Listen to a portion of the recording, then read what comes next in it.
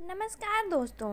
हम सेनापति महोदया भैरवी की अगले भाग की कहानी सुनेंगे जो कि बहुत ही रोचक है। अगर आप लोग मेरे चैनल में नए हैं तो मेरे चैनल को लाइक, सब्सक्राइब और शेयर ज़रूर कर दीजिएगा और कमेंट करके बताइएगा कि आप लोगों को ये कहानी कैसी लगी। किसी गुप्त वन के मध्य वन में हर तरफ अंधकार फैला हुआ था। कीड़े मकोड़ों व हवा के कारण झाड़ियों पेड़ों के शोर से वन भयभीत सा लग रहा था। इस समय 3 आकृतियां उस वन के मध्य में अपने अपने अश्व पर बैठे भाग रहे थे। जल्दी चलिए करण, अन्यथा ये भाग जाएगा, भैरवी ने कहा। करण इस समय किसी बहरूपिये के पीछे भाग रहे थे जो चुपके से उनके राज्य में घुस आया था तथा उनके हाथों में राज्य के गुप्त द्वारों का एक नक्शा भी था। किंतु हाल फिलहाल में वो बहरूपिया अश्व दौड़ाने में उन दोनों को ही पीछे छोड़ रहा था। उसकी तेज गति के कारण भैरवी की शक्तियों का प्रहार भी निष्भेद हो जा रहा था। करण ने अपने अश्व को रोक एक तीर निकाला व निशाना साधने लगा। भैरवी झुको, करणवीर चीखे। भैरवी अपने अश्व पर बैठे बैठे झुकी और तीर जाकर अश्व की लगाम को काटता हुआ वन में कहीं गायब हो गया। भय के कारण उस बहरूपिये का अश्व जमीन पर गिर पड़ा, वो साथ ही बहरूपिया भी। भैरवी ने अपने अश्व से छलांग लगाई व गुलाटी खाते हुए उस बहरूपिये के निकट खड़ी हो गई। भैरवी ने सर्वप्रथम झुककर उस बहरूपिये की कमर से उस मानचित्र को निकाल लिया। उसके पश्चात उसकी छाती पर पैर गड़ाकर खड़ी हो गई। वह एक तीर उसे भयभीत करने के लिए निकाल लिया। बहुत समय हो चुका है, अब इस खेल को समाप्त किया जाएगा, भैरवी ने व्यंग से कहा। इतनी भी क्या शीघ्रता है? भैरवी को अपने पीछे से आवाज आई। भैरवी ने मुड़ के देखा तो करण की गर्दन पर तलवार रखे उसी बहरूपिये का एक साथी खड़ा था। भैरवी के कुछ भी कहने या करने से पूर्व ही नीचे पड़े हुए उस बहरूपिये ने अपनी छाती पर रखे हुए भैरवी के पैर को पकड़कर मोड़ दिया, जिससे भैरवी असंतुलित हो गई। वो अपने घुटनों पर आ गई और उसके घुटने पर आते ही उस बहरूपिये ने उसका तीर उसी के सामने कर दिया। धीरे धीरे कर उस अज्ञात वन में उस बहरूपिये के साथ कई साथी आ चुके थे। सिंहस्थ राज के पुत्र व पुत्र वधू इतने कम क्षमता वाले होंगे ये कदापि नहीं सोचा था। मैं पहले से ही तुम दोनों को अपने मार्ग से हटाने की योजना तय करने के आया था। अब तो तुम दोनों को ये भी ज्ञात होगा कि तुम दोनों इस वक्त हो कहाँ। उस बहरूपिये ने अट्टहास करते हुए कहा। हम कहाँ हैं ये अवश्य नहीं, अपितु मुझे ये बताओ कि तुम कौन हो, भैरवी ने पूछा। तभी सिंहस्थ राज्य पूरे देश में प्रख्यात है और जो वस्तुएं प्रख्यात हुआ करती हैं उनके शत्रु होना तो एक सामान्य सी बात है, तथा मैं भी सिंहस्थ राज्य के शत्रु का गुप्तचर हूँ, उस बहरूपिये ने कहा। गुप्तचर के इतने साथी? गुप्तचर तो केवल व्यक्ति वही बन सकता है जिसमें स्वयं ही अपने लक्ष्य को पूरा करने व विकट परिस्थितियों में लड़ने का साहस हो। तुम्हारी बात ही अगर हर मंदबुद्धि गुप्तचर बन गया तो राज्य तो अपने आप ही ध्वस्त हो जाएगा। भैरवी ने इतना कहा और जोर से हंसने लगी। उस बहरूपिये के मुख में साफ प्रतीत हो रहा था कि उसको भैरवी की कटाक्ष सुनकर क्रोध आ गया था। उसने भैरवी के गाल में एक थप्पड़ मार दिया, जिससे भैरवी थोड़ा सा लड़खड़ा गई। करण झटपटाए तो परंतु उनकी गर्दन पर एक तलवार तन चुकी थी। तुम मेरे राज्य की सीमा में हो, घुसपैठ करने के आरोप में बंदी बनकर रह जाओगी। उस बहरूपिये ने भैरवी के गालों को हथेली से कसकर पकड़ लिया। जीवित तो तुम रहोगे नहीं। फिर ये घमंड किस बात का है? भैरवी ने कहा। इस क्षण तुम और मैं दोनों जीवित हैं, इसलिए तुम भी अपना घमंड दिखा रही हो और मैं भी, उस बहरूपिये ने कहा। परंतु तुम्हारा जीवन काल तो समाप्त हो चुका है, भैरवी ने फिर कहा। बहरूपिये के पीछे समझने से पूर्व ही भैरवी ने उसके टखने पर एक जोरदार प्रहार किया। प्रहार से वो हल्का झुका और बिना क्षण गवाए भैरवी ने उसकी कनपटी पर अपनी तर्जनी व मध्यिका उंगली से एक एक कर जोरदार चटका मारी, जिससे उसका देह अकड़ गया। वो हिल-डुल नहीं पा रहा था और ये देख वहाँ उपस्थित उसके सभी साथियों के माथे पर बल पड़ गया। भैरवी ने पुनः एक बार फिर उसी प्रकार अपनी तर्जनी व मध्यमा उंगली से उसकी कनपटी पर चटक मारी और इस बार उसका देह खुल गया। देह के खुलते ही उसने भैरवी के पेट पर प्रहार किया, जिससे भैरवी धरा पर घिसट गई। इस बीच करणवीर ने अपने पर तलवार ताने हुए 2 सैनिकों की तलवार छीन उन्हीं के उदर में चीर डाला। भैरवी थोड़ा संभली, परंतु उसके पसलियों की नसों में चोट लग गई तथा उनमें दर्द उठ गया, जिससे भैरवी लड़खड़ा गई, परंतु उसने खुद को व अपनी कटार को संभाला। वो अपने दर्द के साथ ही उस बहरूपी और उसके साथियों से भिड़ने लगी। सर्वप्रथम उसने एक सैनिक की गर्दन की नस को अपनी कटार से रक्त रंजित कर दिया। उसके पश्चात उसी सैनिक की तीर को खींचकर उस तीर को दूसरे सैनिक के माथे में घुसा दिया। तीसरे सैनिक ने भैरवी की तलवार से पीछे से प्रहार करने की कोशिश की, परंतु भैरवी ने उसके पूर्व ही उसकी गर्दन को काट दिया। इधर करणवीर भी अपनी तलवार को उन सभी की छातियों के रक्त से नहला रहे थे। इस बीच वो बहरूपी अपना घोड़ा लेकर उधर से पलायन करने के लिए निकला। करणवीर के पीछे से भैरवी ने उस बहरूपी को देखा तो उसने एक छलांग लगाई व करण के बाहिए कंधे पर टिका कर अपनी कटार से उसको बहरूपी की पीठ में घुसा दिया। मृत बहरूपी धरा पर निस्तेज पड़ा हुआ था। वह इस संहार को देख हुआ भयभीत हो सभी अश्व वहां से भाग गए, जिनमें करणवीर और भैरवी के अश्व भी सम्मिलित थे। करणवीर ने बचे हुए व भागने की कोशिश कर रहे सभी शत्रु सैनिकों को मार गिराया, परंतु छलांग लगाने के कारण बड़े दर्द से भैरवी अपने पेट को पकड़ते हुए एक पेड़ के नीचे बैठ रही। करण के द्वारा सैनिकों को मृत्युशैया के पश्चात वन में एक बार फिर कीड़ों मकोड़ों की आवाज़ भर रहा था। इतनी शांतिपूर्ण वातावरण में करणवीर के कानों में भैरवी की कराह पड़ी। करणवीर उनके पास आए, पूछा, क्या हुआ भैरवी? करण ने चिंता जताई। उसने पसलियों की नस चटका दी तथा उसके क्षण पश्चात ही लड़ने के कारण पसलियों में अत्यंत पीड़ा हो रही है तथा मैं चलने में असमर्थ हूँ।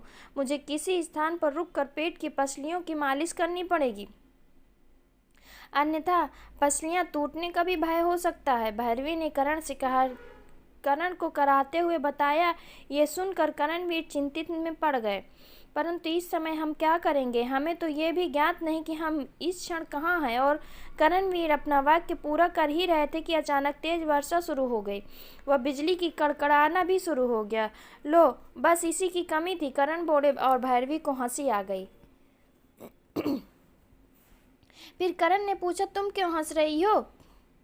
उसी के समक्ष पालती मारकर बैठ गए। ये देख रही हूँ कि आप क्रोध में कितने अच्छे लगते हैं। भैरवी ये कहकर हंस पड़ी। करण ने उस क्षण उसे देखा, परंतु फिर भैरवी के इस वाक्य पर उनको हंसी आ गई। दोनों भारी वर्षा के कारण पूर्णतः भीग चुके थे। मैं देख कर आता हूँ कि यहाँ कोई प्रबंध हो जाए। करण ये कहकर उठे। भैरवी ने उनकी कलाई पकड़ ली। क्या हुआ? करण ने पूछा। तो भैरवी ने कहा, मैं भी आपके साथ चलती हूँ। अपनी दशा देखो, तुम चल भी नहीं पाओगी। करण ने कहा। फिर भैरवी ने, आप मुझे साथ लेकर चल रहे हैं या नहीं? करण ने कहा, नहीं। फिर इसका तो यही अर्थ है कि आप मुझे अपने साथ लेकर जाना ही नहीं चाहते। हाँ, नहीं ले जाना चाहता। करण ने गुस्से में कहा। अच्छा, तो विवाह के समय ये वचन क्यों दिया कि हर समय हर स्थान पर साथ रहूँगा? भैरवी ने हाथ बांधकर हल्के गुस्से में कहा। अब यहाँ पर तो वचन कैसे आ गए? करण ने अपनी कमर पर हाथ रखकर खड़े हो गए। वचन दिया था तो वो भी आएगा ही। आप तो विवाह भी नहीं करना चाहते थे। भैरवी ने कहा, मैंने ऐसा कब कहा था? कब कह दिया कि मैं विवाह नहीं करना चाहता था? करण उलझन में पड़ गए। देखो, अभी तो कह दिया ना। मैं जानती हूँ सारे पुरुष एक जैसे होते हैं। भैरवी अब नकली आंसू बहाने लगी। हे प्रभु, तुम स्त्रियों के रोने धोने के अलावा कुछ आता भी है? करण ने कहा, हाँ हाँ, अब तो तकलीफ होगी ना। आखिर आपके पल्ले में जो बंध गई हूँ। भैरवी ने भी नकली सिसकियां भरी। एक मेरी माँ थी जिन्होंने रोकर मुझे विवाह करने में विवश कर दिया, और एक तुम हो जो रोकर अब मुझे यहाँ पर एक स्थान खोजने भी नहीं जाने दोगी। मेरे पिताजी को भी यही एक कुमार मिला था। हे प्रभु, मेरा तो जीवन सत्यानाश हो गया। भैरवी ने आसमान की तरफ देखते हुए कहा, हाँ, तो मेरे पिताजी को भी एक तुम्ही मिली थी जो मेरा परिणय करवाने के लिए करण झल्लाए। आप खुद ही मेरे पीछे पड़े हुए थे, पिछले जन्म में भी और इसी जन्म में भी। भैरवी ने ताना मारा। करण बोले, हाँ तो तुमने मुझे क्यों भाव दिया, ना देती? तभी भैरवी ने कहा, हाँ अच्छा ही होता जो मैं आपको भाव न देती, फिर आपको दूसरी कन्याओं के साथ मस्ती करने को मिल जाता। फिर करण बोले, हाँ कम से कम इस तरह बंधन में तो नहीं बनता। भैरवी ने कहा, ना बनते, मैं कौन सा आप पर कोई जोर जबरदस्ती कर रही थी। फिर अब क्षमा करो देवी, करण ने उनके समक्ष हाथ जोड़कर कहा। भैरवी ने मुंह फेर अपनी नकली रोना बंद कर दिया। हे ईश्वर, आपने इन स्त्रियों और कन्याओं को ये हथियार क्यों दिया? करण ने अपना सर पकड़ लिया। कुछ देर सोचने लगे और इतने में भैरवी ने हल्का सा उन्हें हंस कर देखा और उनके देखने से पुनः मुड़ गई। चलो फिर, करण ने उसे सहारा देकर खड़ा करना चाहा। भैरवी उठी, तुरंत कुछ क्षण चलते ही डगमगा गई। अब नहीं चल पाऊंगी, भैरवी ने विवशता दिखाई। करण ने कहा, ना तो चले बिना मानोगी और ना ही चल पाओगी, क्या करूं मैं फिर? अपनी बुद्धि का प्रयोग करो, भैरवी ने धीमे स्वर में कहा, परंतु करण ने सुन लिया। करण ने पूछा, क्या कहा तुमने? भैरवी ने कहा, कुछ नहीं। अपनी मुस्कुराहट को दिखाते हुए करण ने आंखें बंद की, एक लंबी सांस खींची, फिर आंखें खोल आकाश में भारी वर्षा की तरफ देखा। उसके पश्चात भैरवी के निकट आया और उसे अपनी गोद में उठा लिया। भैरवी घबरा गई। और ये क्या कर रहे हैं आप? चलना है ना, लेकर जा रहा हूँ, करण ये कहकर आगे बढ़ने लगे, परंतु किसी ने देख लिया तो? भैरवी असमंजस में पड़ चुकी थी। करण गुस्से में बोले, यहाँ कौन से तुम्हारे पिताश्री आ रहे हैं? मेरे पिताश्री पर मत जाइए, भैरवी ने दांत पीसते हुए कहा। हाँ तो यहाँ कौन सा तुम्हारे नातेदार आ रहे हैं? करण अपनी ही बात में फंस गए। एक तो मैं इतनी पीड़ा में हूँ, ऊपर से आप सुन ना रहे हैं। भैरवी ने एक बार फिर से मुंह बना लिया। हाँ तो मैं कुछ समय काल के लिए बाहर के आज्ञाराज में घुसपैठ हो गई। कैसी सेनापति हो? करणवीर ने उसे ताना दिया। मैं अपना कार्य पूरे समर्पण के साथ कर रही थी। राज्य के उस हिस्से में सैनिकों का प्रबंध करने को आपको कहा गया था। मैंने भैरवी ने कहा, तो सेनापति तो तुम हो, मैं नहीं। राज्य की सुरक्षा तुम्हारे अनुसार ही तो होना है। करण ने कहा, आपके अनुसार सिर्फ राज्य के महामंत्री ही हो आप? मुझसे विवाह किया था आपने, स्मरण नहीं है क्या? लगता है समय समय पर आपको जड़ी बूटी पिलानी पड़ेगी याद दिलाने के लिए। करण ने कहा, मेरा जैसा पति मिला है, जानती भी हो कि कितना भाग्यशाली हो तुम। करण ने अभिमान ने कहा। तो भैरवी ने, हाँ एकलौती ही तो ऐसी भाग्य वाली हूँ, क्योंकि अब आपके जैसा पति तो सबको मिल नहीं पाता ना, जो विवाह के दूसरे दिन ही राज्य से बाहर चले जाए और सीधा 4 माह बाद आए। भैरवी ने कहा, मैं उस दिन इसलिए चला गया था क्योंकि पड़ोसी राज्य से निमंत्रण आया था मेरे लिए, वहाँ आवश्यक बैठक होनी थी, और वैसे भी यदि मैं राज से बाहर चला गया तो तुम जिम्मेदारी लो। भैरवी ने कहा, मेरी जिम्मेदारी मैं कर ही रही थी, वो तो आपके आने से ही ये घुसपैठ हो गई। तुमने मुझसे बात ही नहीं करनी, क्योंकि एक तो मुझे उठाए हुए हाथ दर्द कर रहे हैं, ऊपर से बातें करने में लगा तो शीघ्र थक जाऊंगा, फिर बैठी रहना, करण ने कहा और चुप हो गया। भैरवी भी अपनी शरारत भरी लड़ाई से मजा आ रहा था, इसलिए वो हंसी छिपा रही थी।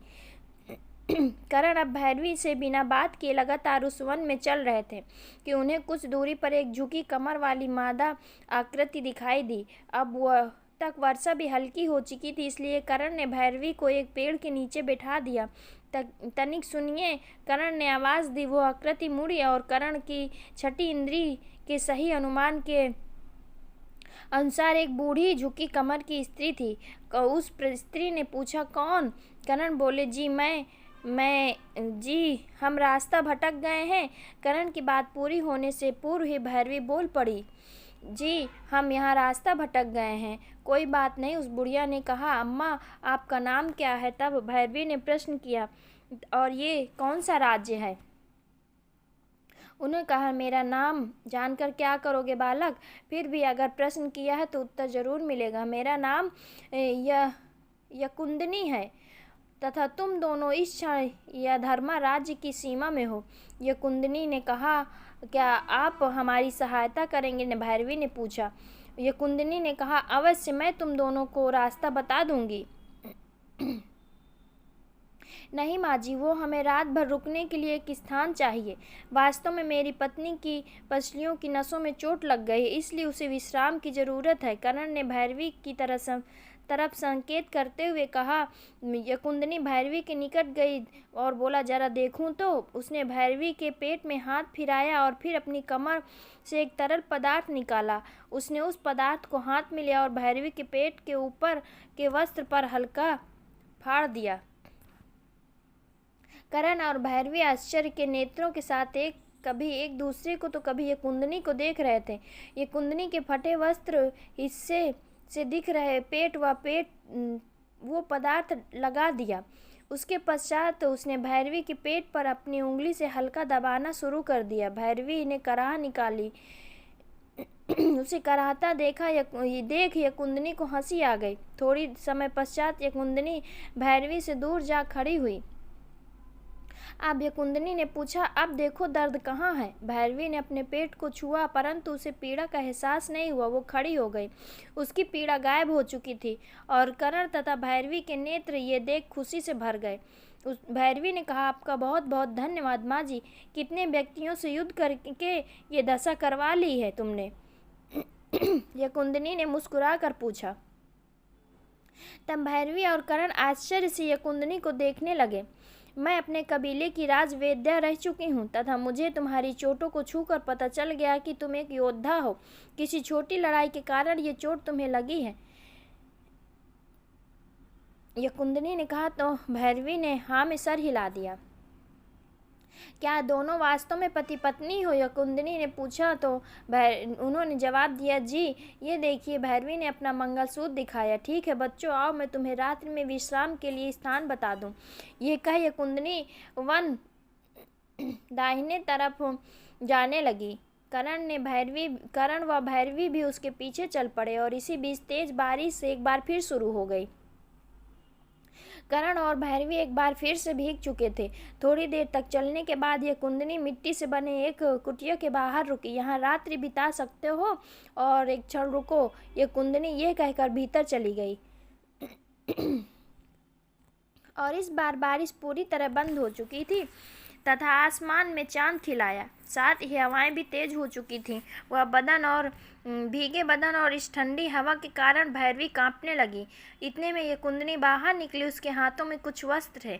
यहाँ पर मेरे बेटे बहू रहा करते थे, परंतु एक दिन दोनों मुझे अकेला छोड़कर चले गए। तब से गरीबी का निःशुल्क उपचार करके जीवन व्यतीत कर रही हूँ। ये वस्त्र मेरे बेटे और बहू के हैं। तुम दोनों ये वस्त्र बदल लो वरना ज्वर बढ़ जाएगा। यकुंदनी ने कहा। भैरवी ने कहा, धन्यवाद माँ जी। और दोनों ने वस्त्र लिए। अब अपने नगर लौट रही हूँ। अब भरोसा नहीं कब आ पाऊंगी, इसलिए तुम दोनों अपने नगर को स्वयं से रास्ता जान चले जाना। यकुंदनी ये कहकर वहां से चली गई। भैरवी भीतर वस्त्र बदलने चली गई और करण बाहर से कुछ सूखी लकड़ियां बीनकर जलाने लगा। भैरवी थोड़ी समय पश्चात बाहर निकली और उनके वस्त्रों को देख करण की आंखें उस पर जम गई। वो वस्त्र किसी कबीले वाली लड़की के थे, जिसकी चोली का गला और पीछे का हिस्सा थोड़ा गहरा ज़्यादा था। वो एक बहुत ही पतली सी पारदर्शी चुनरी से भैरवी का ऊपरी भाग ढका था और उसके नीचे का घाघरा भी धरती को छू रहा था। भैरवी खुद को करण के द्वारा यूं देखे जाने पर कांप रही थी और करण भी सकपका गए। वो भीतर चले गए और भैरवी बाहर अग्नि में हाथ सेकने लगे। करण ने भीतर से आवाज लगाई, भैरवी इधर आओ। भैरवी उठकर भीतर गई तो देखा करण ने एक धोती पहनी हुई थी। उसके देह का ऊपरी भाग खुला हुआ था। करण का बलशाली छाती देखकर भैरवी एक बार फिर से कांपने को हुई। क्या हुआ करण? भैरवी ने पूछा। ये देखो मेरी पीठ पर। करण ने मुड़ कर कहा। भैरवी ने देखा एक कांटा करण के पीठ पर चुभा हुआ था। भैरवी ने आगे बढ़कर उस कांटे को निकालना शुरू कर दिया और फिर एक जोर के साथ कांटा चुभा था। करण की हल्की सी आह निकल आई और वो मुड़े और अब भैरवी इस समय ठीक उनके सामने थी और अचानक ही दोनों के नेत्र मिल गए। एक दूसरे की आंखों में देखने के साथ ही उन दोनों को एक दूसरे की सांसें महसूस हो रही थी। भैरवी थोड़ी संभली और वहां से जाने को हुई कि अचानक ही करण ने उसकी कलाई पकड़ ली और अपनी तरफ खींच लिया। एक बार फिर दोनों एक दूसरे की आंखों में देख रहे थे। भैरवी का बायां हाथ करण की बाईं छाती पर था और भैरवी के देखते देखते करण के होठ अपने आप ही उसके गर्दन पर चले गए। भैरवी ने उस अलौकिक स्पर्श को पाते ही अपने आंखों को कसकर बंद कर लिया। करण के दोनों हाथ भैरवी की खुली कमर पर चले गए और करण ने उसे कमर पर पकड़े अपने पास ले आया। भैरवी बिल्कुल सहम चुकी थी। देखते देखते दोनों में प्यार में लिप्त हो चुके थे। कुटिया की धरा पर पड़े हुए गद्दे पर पड़े हुए थे। गहराती हुई निशा के साथ उन दोनों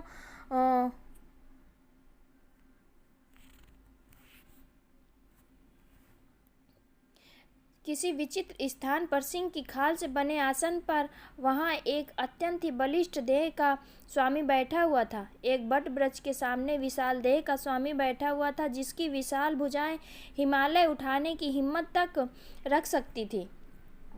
उसके पीले दांत किसी खंजर के भांति थे और साथ ही उसके केस भी मानो पेड़ की सड़ चुकी जड़ की भांति थे। उसके मुख से ही निर्मम, बहसी और क्रूर होना साफ दिख रहा था, परंतु इस समय वो शांत और ध्यानमग्न अपने भयावह नेत्र को बंद किए किसी मंत्र का जाप कर रहा था। उसके चारों ओर विभिन्न प्रकार की हवन सामग्रियां व अघोर साधन की वस्तुएं रखी हुई थी तथा उसके समक्ष झुकी कमर व कुबड़ी देह के साथ साथ लगभग 88 वर्ष की आयु का एक बूढ़ा था। उस बूढ़े के दाहिनी तरफ एक विशालकाय पोखरा नुम टंकी पात्र में मुल्तानी मिट्टी भरी हुई थी। उस विशालकाय देह वाले स्वामी के देह से हल्की लाल रंग की चमक निकलना शुरू हो रही थी। उसके देह की नसें फूलने लगी थी। उनके हवा न चलने के पश्चात भी बाल लहरा रहे थे। उसकी नसों में भीतर से किसी प्रकार का दबाव बन रहा था और दबाव इतना तेज था कि एक क्षण को लगे कि उसकी नसें फटकर किसी भी क्षण बाहर आ जाएंगी। उस अघोरी ने उस मुस्ताली मिट्टी में लाल रंग का एक तरल पदार्थ मिला दिया और उसके पश्चात उस मिट्टी को उस विशालकाय देह पर लगाना शुरू कर दिया। कुछ ही क्षण में उसका देह पूर्णतः मिट्टी से लिप्त हो चुका था। उस अघोरी ने मिट्टी को सुखाने के लिए 2 सेवकों को बुलाया और उन्हें उनके देह पर हवा देने को आदेश दिया। उन सबको सेवकों ने तेज गति से उन हाथ पंखा से उसके देह पर हवा देना शुरू कर दिया। कुछ क्षण पश्चात उसके देह की मिट्टी सूख चुकी थी। मिट्टी सूखने के बाद अब अघोरी ने उस पर जल डालना शुरू कर दिया और जल डालने का उपक्रम तब तक चलता रहा जब तक कि पूरी मिट्टी उतर नहीं गई। मिट्टी के उतरने के पश्चात उसके देह को एक मखमली वस्त्र से पोंछा गया। अघोरी ने उसके माथे पर भभूति व किसी प्रकार के तेल से एक गाढ़ा तिलक लगा दिया। नेत्र खोलो भीमारथा, उस अघोरी ने कहा। भीमारथा ने धीरे से अपने नेत्र खोला। उसके क्रूर चेहरे का रंग अवश्य गोरा था, परंतु उसकी आंखें किसी नरक की दीवार की भांति लाल थीं। गुरुदेव दारुका को भीमारथा का प्रणाम, भीमारथा ने अपने दोनों हाथ जोड़ते हुए कहा। तभी दारुका ने प्रश्न किया, कैसा महसूस कर रहे हो? वो आपसे असत्य नहीं कहूँगा, परंतु एक क्षण के लिए लगा मानो मेरे प्राण निकल जाएंगे। भीमारथा ने गर्दन कर ली। कोई बात नहीं, तुम्हें अगले 7 माह तक इसी साधना को करते रहना होगा, तभी तुम्हें मैं वो पदार्थ दे पाऊंगा जिसके लिए तुम अब तक मेरे साथ हो, दारुका ने कहा। भीमारथा कुछ भी नहीं कह पाया। दारुका ने उसके मुख की दशा देख एक गहरी सांस ली। मेरे साथ आओ। भीमारथा वस्त्र बदल कर अपने स्थान से उठकर खड़ा हुआ और दारुका के साथ उस गुफा के बाहर आया। तुम्हें ज्ञात है जब तुम 15 वर्ष के थे तब यम दक्षिणी साधना के अंतराल तुम्हारे देह के हर छिद्र से रक्त बहने लगा था। भीमारथा ने कहा, जी गुरुदेव। दारुका ने फिर पूछा, परंतु उस ऐसी पीड़ा के पश्चात भी तुमने अपनी साधना को पूर्ण किया था। तभी भीमारथा ने फिर कहा, हाँ गुरुजी। उसी समय मुझे ये निश्चित हो गया था। अपने इस प्रयोग के लिए मैंने एक सटीक व्यक्ति का चयन किया है। दारुका ने सामने एक दूर पर स्थित पहाड़ को देखते हुए कहा। भीमारथा भी उसी तरफ देखने लगा। तुम ये तक नहीं जानते हो कि तुम्हारा यथार्थ अभिभावक या देश कौन है, तुम्हारे वास्तविक कुटुंब में कौन कौन उपस्थित है, परंतु उसके पश्चात भी तुम मेरे इस प्रयोग में मेरे साथ हो। मेरे पागलपन में, जिसमें इतना संकट है कि तुम्हारे प्राण तक संकट में पड़ सकते हैं। दारुका ने फिर कहा। तो भीमारथा ने आज्ञा मांगी, एक बात कहूँ गुरुदेव। दारुका ने कहा, हाँ अवश्य बोलो। अपनी आयु के 10वें वर्ष में जब तिम्क्षा साधना के समय में मुझे यहाँ से जाना पड़ा था, जब मुझे उन साधारण मनुष्यों के बीच रहना पड़ता था, मैं अन्य बालकों को देखता था कि वो किस प्रकार अपने माता पिता के साथ रहते थे। तब मुझे इस बात का शौक होता था कि मुझे ये सब क्यों नहीं मिला, परंतु समय के साथ आपने जब मुझे मेरे जीवन का लक्ष्य बताया तो मुझे इन सब में कोई मोह नहीं रह गया, परंतु एक ही बात की जिज्ञासा मुझे मेरे अब तक जीवन में रह रही है। भीमारथा ने कहा, और वो क्या है? दारुका ने पूछा उसकी ओर देखते हुए कि एक बार, बस एक बार आप मुझे वास्तविकता से परिचित करवा दीजिए। मैं जानना चाहता हूँ कि मेरे कुटुंब कहाँ है, कौन है, मेरी जड़ें कहाँ हैं। पूर्णतः मेरी अभी तक के जीवन की सूक्ष्म जिज्ञासा कि मेरा यथार्थ क्या है। भीमारथा ने विनती करते हुए कहा। सुनने की क्षमता है? दारुका ने पूछा। किंचित, भीमारथा ने कहा, किंचित मुझे आभास होता है कि सत्य से अवगत होने के पश्चात मैं इस प्रयोग के लिए कर भी दृढ़ीकृत हो जाऊंगा। तभी दारुका ने कहा, तो सुनो फिर, सिंहस्थ राज का नाम तो तुमने सुना होगा। दारुका ने उसकी ओर देखकर पूछा। भीमारथा ने उस पहाड़ी को देखा और एक सांस खींची और छोड़ी। सम्राट जयदेव और विशाल राज्य सिंहस्थ, जो 92,000 वर्ग व्यास के क्षेत्र में अवतरित है। सम्राट जयदेव ने उस राज्य को स्थापना के केवल 5 वर्ष में ही उस राज्य को इतना स्थगित कर दिया था कि इस समस्त संसार की प्रत्येक व्यक्ति के मुख में उस राज्य की प्रशंसा का वर्णन रहा करता है। पिछले कई हजार वर्ष पूर्व स्थगित उस राज्य की सुंदरता व बलिष्ठता अब भी वैसी ही है। किसी भी राज्य का सम्राट उस राज्य को अपने अधिकार में समाहित करने की इच्छा रखता है, परंतु अपनी सुंदरता के साथ साथ उस राज्य की सुरक्षा व्यवस्था इतनी जटिल है कि पिछले कई वर्षों से इतने युद्ध व हमलों के पश्चात भी आज तक उस राज्य को कोई पा नहीं सका। कहते हैं स्वयं 3 लोकों के स्वामी महाप्रतापी स्वयंभू शिव वहाँ अपनी कृपा दृष्टि रखा करते हैं। इस समस्त संसार में जितने भी विभिन्न प्रकार की औषधियाँ पाई जाती हैं, सिंहस्थ राज्य में अकेले ही उतनी औषधियाँ श्यामली नदी के तट पर बसे वन में उपलब्ध हैं। एक से बढ़कर एक प्रतापी सम्राटों से वो राज्य व उसका कोष भरा पूरा है। इस समय की वहाँ किसी सम्राट शौर्य प्रताप के नेतृत्व में उस राज्य का कार्य चलता है तथा रणविजय नाम के एक कबीले के सरदारों के वंश हमेशा से वहाँ के सेनापति की भूमिका निभाते आए हैं। भीमारथा ने सिंहस्थ राज्य के लिए एकत्रित अपना सारा व सूक्ष्म से भी सूक्ष्म ज्ञान दारुका के समक्ष रख दिया। पर्याप्त विवरण ज्ञात किया हुआ है तुमने उस राज्य की और उसकी गुणवत्ता को लेकर? भीमारथा ने मुस्कुराकर कहा, जी गुरुदेव, परंतु उसी राज्य से तुम्हारे जड़ें विकसित हुई हैं, दारुका ने उसे बताया।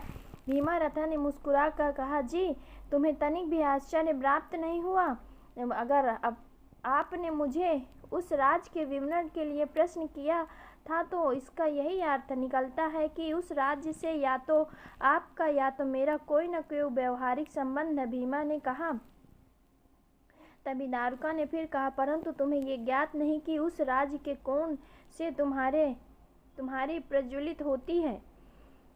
मैं जड़ें कहाँ से संबंध रखती नहीं, ये आपने बताया नहीं। आप मुझे ये भी बता दीजिए, भीमारथा ने पूछा। तो दारुका ने जवाब दिया, तुम जिस रणविजय कबीले के संक्षेप में नहीं गए, इसलिए बता दूं कि तुम उसी कबीले के युवराज हो। भीमारथा ने आश्चर्य से पूछा, क्या? तभी दारुका ने कहा, हाँ सही सुना तुमने, तुम उसी रणविजय कबीले के पूर्व सरदार विकराल व सुरभि के पुत्र हो। मतलब मेरे वास्तविक माता पिता विकराल और सुरभि हैं।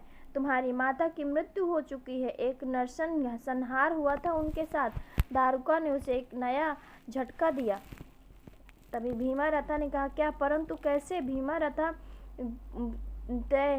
दैत्यराष्ट्रिकु ने ही तुम्हारी माता की हत्या की थी। दारुका ने कहा, दैत्यराष्ट्रिकु? भीमारथा को आश्चर्य हुआ, परंतु तुम्हारे परिवार में तुम्हारे और तुम्हारी माता के अलावा तुम्हारी एक बहन और पिता जीवित हैं। दारुका ने कहा, और इस समय तुम्हारी बहन ही कबीले की सरदार व राज्य की सेनापति है। मेरी बहन का क्या नाम है उसका? भीमारथा ने भीतर अपनी बहन की जिज्ञासा थी। काल भैरवी, दारुका ने बताया। वाह, कितना आकर्षक नाम है, भीमारथा ने किसी बच्चे की भांति कहा।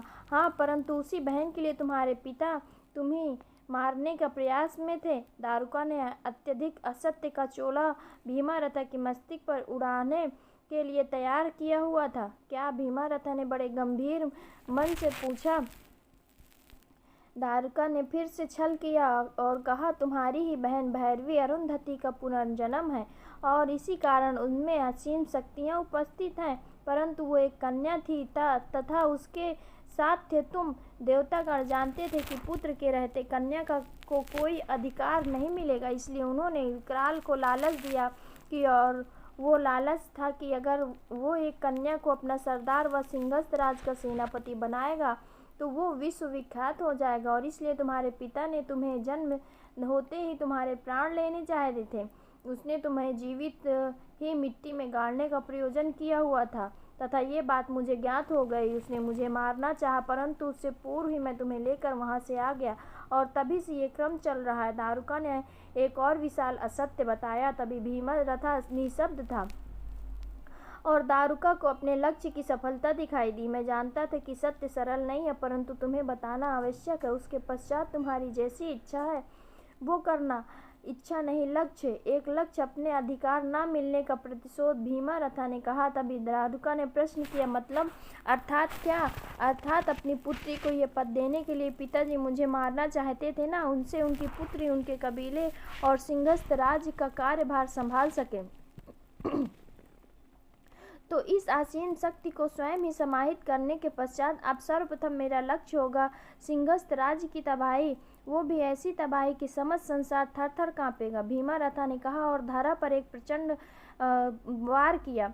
उस धरा के कुछ दूर के हिस्से के दो टुकड़े हो गए। भीमारथा क्रोध से में ही भीतर चला गया। तुम्हारे ही पुत्र को तुम्हारी विरोध लाने में मेरा लक्ष्य सफल रहा। दारुका मन ही मन गड़बड़ाई और मुस्कुराई। सिंहस्थ राजमहल में इस समय किसी आवश्यक विषय पर मंत्रीगण की चर्चा चल रही थी। रुद्र, विकराल, शौर्य, करणवीर और भैरवी वहीं उपस्थित थे तथा अपने अपने मत दे रहे थे। शेष चर्चा हम सब भी अब कल करेंगे। आप सब अपने अपने स्थान को चले जाएं। शौर्य ने कहा तो मंत्री ने कहा और वहां से चले गए। जैसी आपकी मर्जी महाराज। करण और शौर्य महल से बाहर निकल गए तथा विकराल व रुद्र भी अपने अपने स्थान को आ गए। तभी भैरवी को अपने भीतर की विस्मृत संवेदना जागृत व बढ़ती हुई लगी। भैरवी के सर घूमने लग गया तथा उसे प्रतीत हुआ कि उसके पेट में लावा बह रहा हो। उसे भीतर से उबाल सा महसूस हो रहा था और ऐसे जैसे कि भीतर से फटकर कुछ बाहर आने को था। वह अपने अश्व पर सवार होकर श्यामली नदी के उस तट पर पहुंची। उसका उबाल और भी बेचैन होता जा रहा था। उसने अपने पेट पर हाथ रख लिया और तभी भरभरा कर उसके भीतर का वो उबाल वमन के रूप में बाहर आ गया। उसके पेट भीतर का सारा अनाज व पानी मुंह से निकल चुका था। उसका सर पीड़ा से फटने को था। उसे चक्कर आने लगे। वो नदी की तरफ गई और पानी में मुंह धोया। भैरवी ने अपना सर पकड़ा और एक वृक्ष के नीचे बैठ गई और सोचा ये क्या था। परंतु कुछ देर पश्चात जब उसे ठीक प्रतीत हुआ तो वो अपने महल को पुनः लौट आई। परंतु उसके मस्तिष्क में यही बात चल रही थी कि आज से पूर्व इस तरह के वमन का संवेदन नहीं हुआ था। वो इस समय अपने बिस्तर पर विचार मग्न बैठी हुई थी। तभी करण कक्ष में आए। भैरवी अपने स्थान से उठी और करण के निकट जाकर खड़ी हुई। करण उसे देखकर मुस्कुराए, परंतु भैरवी के मुख में की विचित्र गंभीरता देखकर वो भी चिंतित हो गया। क्या हुआ भैरवी, सब कुशल तो है? करण ने उनके चेहरे को हाथ में लेते हुए पूछा। तुम्हें तो ज्वर है, चलो राजवैद्य के पास चलते हैं, करण ने कहा। करण, मुझे भूख लगी है। भैरवी ने उसका हाथ पकड़ लिया। ओ, तो मेरी प्रियतमा को भूख लगी है। करण ने उस पर बाहों को लपेटते हुए कहा, मुझे सच में भूख लगी। भैरवी ने मासूम सा चेहरा बनाकर कहा, क्या खाना है तुम बताओ? करण ने पूछा, मुझे अम्ल सा कुछ खाना है। तुम कुछ क्षण प्रतीक्षा करो, मैं अभी आया, करण ने कहा और जाने को हुआ, परंतु अचानक ही रुक गया। परंतु तुम्हें तो अम्ल भोज्य पदार्थ भाते नहीं ना? फिर आज अचानक कैसे? करण के मन में प्रश्न उठा। मुझे नहीं ज्ञात नहीं, परंतु अगर आप नहीं लाए तो मैं आपसे वार्तालाप नहीं करूँगी। भैरवी ने मुंह बना लिया। अरे ला रहा हूँ, ये छोटी छोटी बात पर क्रोध करना कब बंद करोगी? करण ने कहा। भैरवी ने खिलखिला कर हंसा और कहा, कभी नहीं। करण ने कहा और चला गया। जाता हूँ। करण तो चले, परंतु भैरवी आए दिन अपने परवर्ती व्यवहार को लेकर चिंता में थी। कुछ समय की प्रतीक्षा के पश्चात करण कुछ इमलियां और कच्ची अम्मियों के साथ कक्ष में प्रवेश कर चुके थे। इमली और अम्मियों को देखकर भैरवी के मन में लालसा और भी बढ़ गई और वो उन पर टूट पड़ी। करण ने बीच में एक अम्मिया उठाने की कोशिश तो भैरवी ने उन्हें घूर कर देखा। मुझे भी चाहिए ना, आखिर लेकर तो मैं ही आया हूँ। करण बच्चों की भांति बोले, अच्छा ले लीजिए। फिर भैरवी ने एक छोटी सी इमली उनकी तरफ बढ़ा दी। करण भी भैरवी के बचपने को देखकर खुश हो गया। अच्छा करण सुनिए, अचानक ही भैरवी ने कुछ गंभीरता में कहा। हाँ बोलो, करण ने पूछा। मैं नंदकवन जाना चाहती हूँ, भैरवी ने अपनी इच्छा जताई। नंदकवन? परंतु क्यों? करण ने प्रश्न किया। बहुत दिन हो गए गुरु माँ से मिले और चिरंजीवी के जाने के पश्चात तो वो और भी अकेली रह गई होंगी, भैरवी ने कहा। तो करण ने कहा, ठीक है। उनके चेहरे को अपने हाथ में लिया और माथा चूमते हुए कहा। भैरवी मुस्कुरा दी और करण के पास बैठी। भैरवी उसी शाम नंदकवन के लिए सिंहस्थ राज से निकल पड़ी और दूसरी शाम नंदकवन में बने ऋषि गुरु भव्यम के आश्रम में पहुंच गई थी। और इस समय वो गुरु माँ की प्रतीक्षा में बैठी हुई थी तथा उसे ज़्यादा समय प्रतीक्षा नहीं करनी पड़ी। गुरु माँ कल्याणी चौंक गई। आश्रम में घुसते हुए कहा, भैरवी। भैरवी ने उन्हें जाकर गले लगा लिया और कहा, गुरु माँ। उन्होंने भी उसे कसकर गले लगाया। कुछ क्षण के इस मिलाप के पश्चात गुरु माँ ने उसे व्यवस्थित स्थान पर बैठाया। कैसे आना हुआ? गुरु ने पूछा। चिरंजीवी के जाने के पश्चात आप कितने अकेले रह गए हैं गुरु माँ, तथा राज्य कार्यों में मुझे भी समय नहीं मिलता तथा मेरे विवाह और भी मैं आपसे मिल नहीं पाई, भैरवी ने कहा। गुरु माँ ने खुशी और आश्चर्य प्रकट किया। तुम्हारा विवाह हो गया? भैरवी ने मुस्कुरा कर कहा, हाँ गुरु माँ। जुग जुग जियो पुत्री। गुरु माँ ने उसके सर पे हाथ रखकर आशीर्वाद दिया। सब आपकी कृपा से है, भैरवी ने कहा। ये आश्रम में अकेली कभी प्रतीत नहीं करती, किंचित यहाँ के सभी शिष्य मेरे बालकों के समान ही तो हैं, गुरु माँ ने कहा। भैरवी ने फिर पूछा, गुरु माँ, परंतु मुझे एक और विषय पर चर्चा करनी है आपसे। गुरु माँ ने कहा, अवश्य बोलो, क्या पूछना है? मुझे बार बार खट्टा खाने का मन करता है। पिछले 4 महीने से कुछ साधारण भोजन करो तो वमन की स्थितियाँ बन जाती हैं। कभी कभी चक्कर आने लगते हैं तथा 4 महीने से मेरी रजस्वला प्रक्रिया भी बंद है और मेरा व्यवहार भी दिन प्रतिदिन बदलता जा रहा है, कभी खुशी कभी दुख, भैरवी ने बताया। तो गुरु माँ ये सुनकर मुख पर एक खुशी भर गई और वो बोली, तुम वैद्य के पास गई? भैरवी ने कहा, नहीं गुरु माँ, मैंने आपको बताया है, मुझे समय ही नहीं मिलता कार्यों से।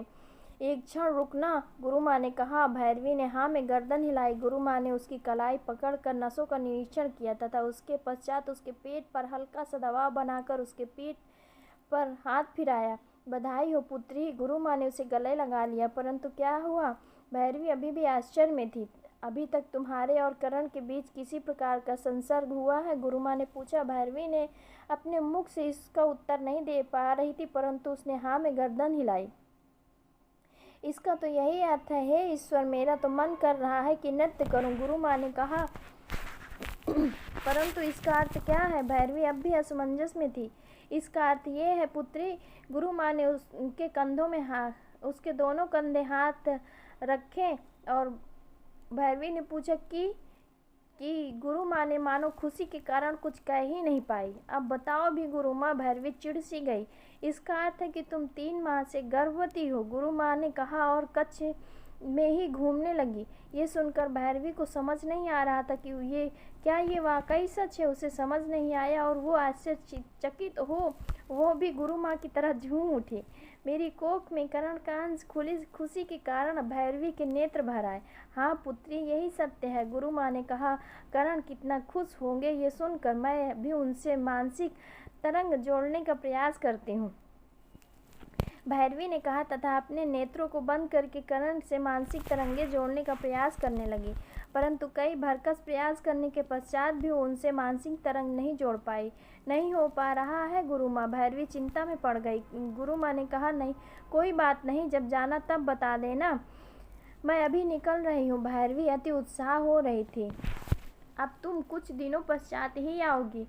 अपनी गुरु माँ के निकट कुछ समय व्यतीत करने के पश्चात ही गुरु माँ ने कहा, ठीक है गुरु माँ। भैरवी एक बार फिर उनसे गले लग गई। 2 माह पश्चात अब मुझे चलना चाहिए गुरु माँ, भैरवी ने कहा।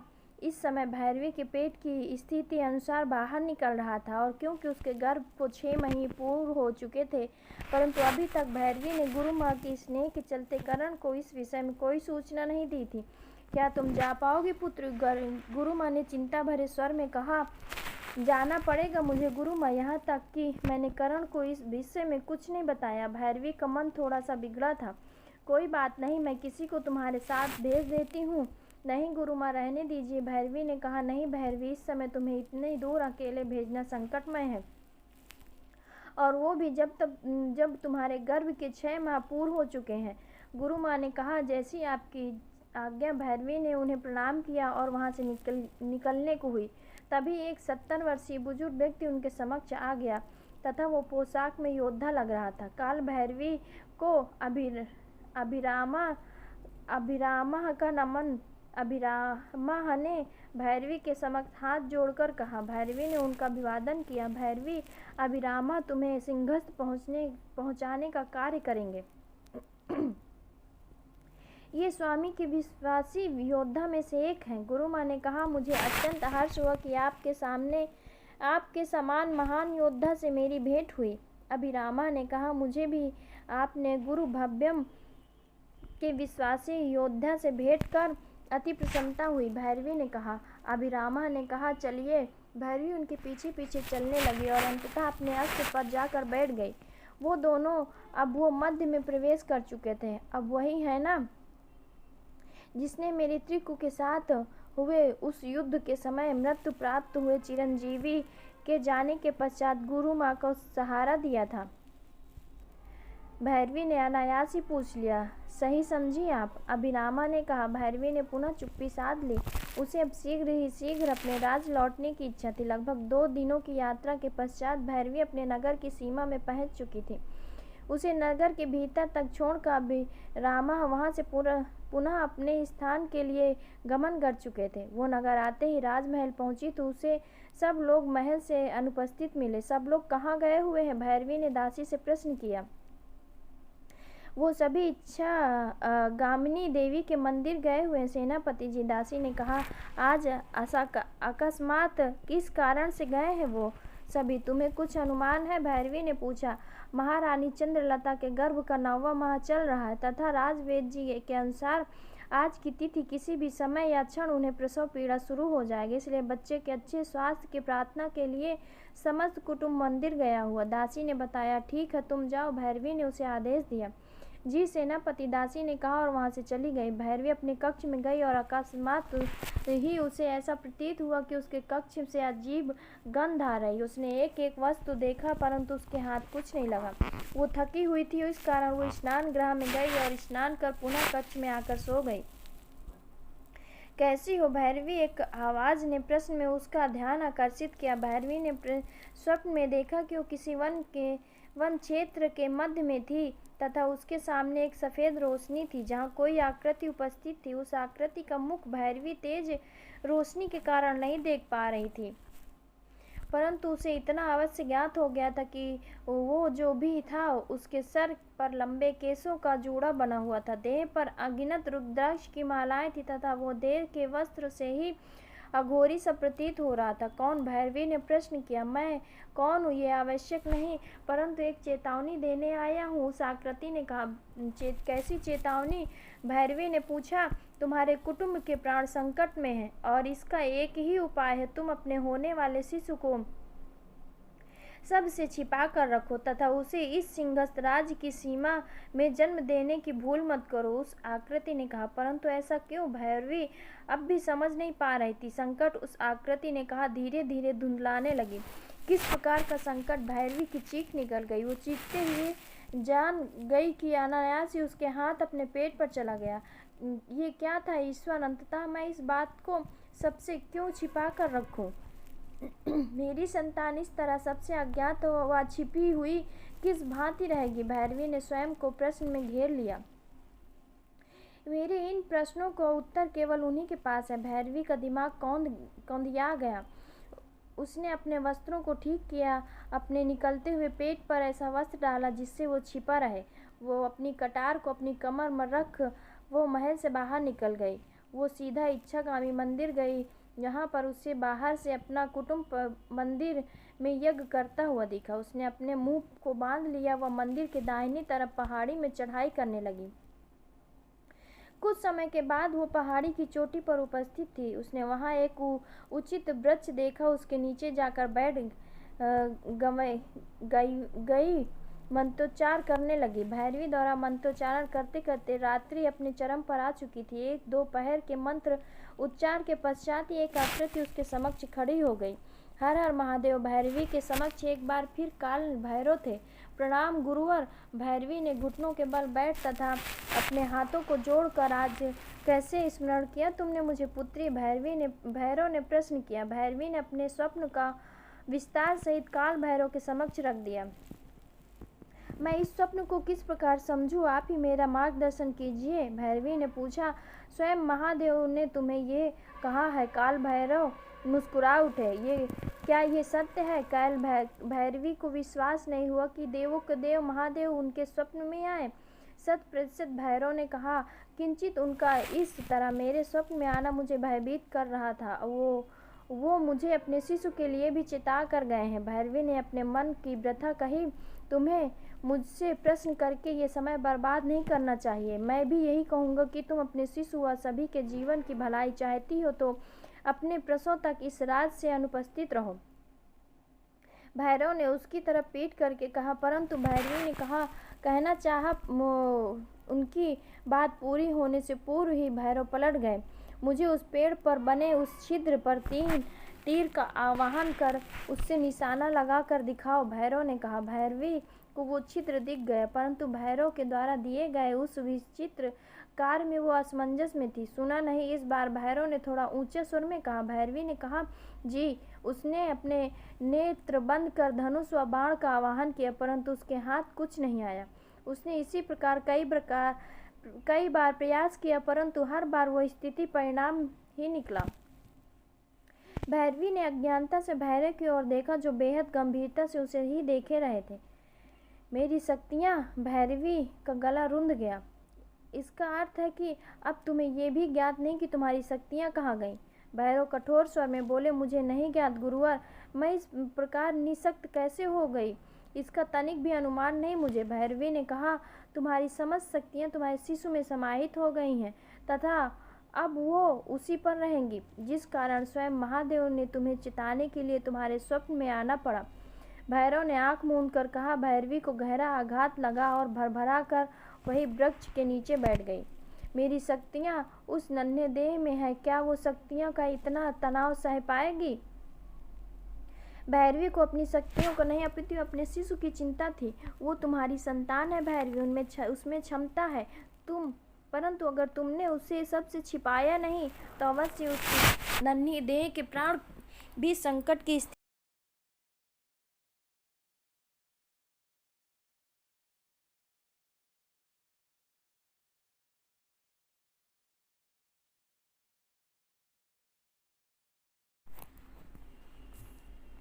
मैं अपने शिशु को कभी संकट में नहीं रहने दे सकती। भैरवी चीख। इसका एक ही उपाय है, भैरव ने कहा। क्या? आप मुझे जो कहेंगे मैं करने के तैयार हूँ, परंतु मेरे शिशु पर कोई संकट ना आए। भैरवी ने गिड़गिड़ाते हुए कहा। ठीक है। फिर भैरव ने कहा और अपने नेत्र को बंद किया। उन्होंने अपनी मुट्ठी को भींचकर मंत्र बुदबुदाते हुए अपने होठों के सामने किया। कुछ क्षण के पश्चात वो मुट्ठी को भैरवी के नेत्र के मध्य जाकर खोल दिया। भैरवी उस असीम प्रकाश में निद्रा में चली गई तथा कुछ समय उपरांत उसने नेत्र खोला तो खुद को किसी साधारण के घर में पाया। उस वन क्षेत्र में हर प्रकार की सुविधा उपलब्ध थी, जैसे पानी, फल, सब्जियां, लकड़ियां ले देकर वहाँ अपने आप ही हर वस्तु उपलब्ध थी तथा वो कहीं वन था जो उसे स्वप्न में दिखाई पड़ा था। भैरवी ने आगे ध्यान किया तो पाया कि भैरव अब भी उसी के उपस्थित थे। तुम्हारे प्रश्न करने से पूर्व ही उत्तर दिए देता हूँ कि इस समय तुम सिंहस्थ राज से कोसों दूर हो। तुम इस समय वित्सला राज्य के समन्वय वन के मध्य में मेरे द्वारा रचित सुरक्षा घेरे में हो तथा अपने प्रसव तक यहीं रहोगी और उसके पश्चात अपने शिशु को छोड़ अपने राज सिंहस्थ लौट सकती हो। भैरव ने कहा। आप ये क्या कह रहे हैं गुरुवर? मैं यहाँ इतने समय तक रहूँगी और उसके पश्चात अपने शिशु को इस अज्ञात स्थान पर छोड़ अकेले अपने राज कैसे लौट जाऊँ? एक माँ को आप ये कह रहे हो कि वो अपनी नवजात को यूं ही छोड़कर चली जाए? भैरवी के अश्रु उसकी आंखों से सीमा लांघ चुके थे। ठीक है, ले जाओ अपने शिशु को और उसके पश्चात अगर वो मृत्यु को प्राप्त हो जाए तो मुझे मत कहना। भैरव ने कठोर होते हुए स्वर में कहा। हे ईश्वर, आपने शिशु की मृत्यु की बात सुनने से पूर्व मैं मर जाऊं ये बेहतर है। भैरवी ने अपने हाथ से अपने दोनों कानों को मूंद लिया। मेरी बात मानोगी तो अवश्य ही तुम्हारे शिशु के प्राण संकट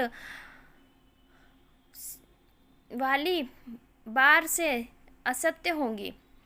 उसके आगे तुम्हारी इच्छा। भैरव ने कहा। मैं यहीं रहूंगी। ये मेरा वचन व अंतिम निर्णय है। भैरवी ने अपना अंतिम निर्णय कहा।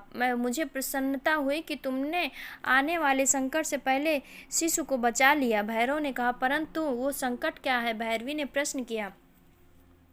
हर प्रश्न के उत्तर वर्णों में उपस्थित नहीं हुआ करता पुत्री। तुम्हारे इस प्रश्न का उत्तर तुम्हें आने वाले समय में मिल जाएगा। भैरव ने कहा। किंचित अगर मेरे परिवार में किसी ने मेरी अनुपस्थिति के विषय में प्रश्न किया तो? भैरवी ने पूछा। मैंने तुम्हारे नाम से एक लिखित पत्र उन सबको गुप्तचर के हाथों भिजवा दिया है। उनमें लिख दिया है कि तुम अगले 45 दिन के लिए किसी आवश्यक कार्य से बाहर रहोगी।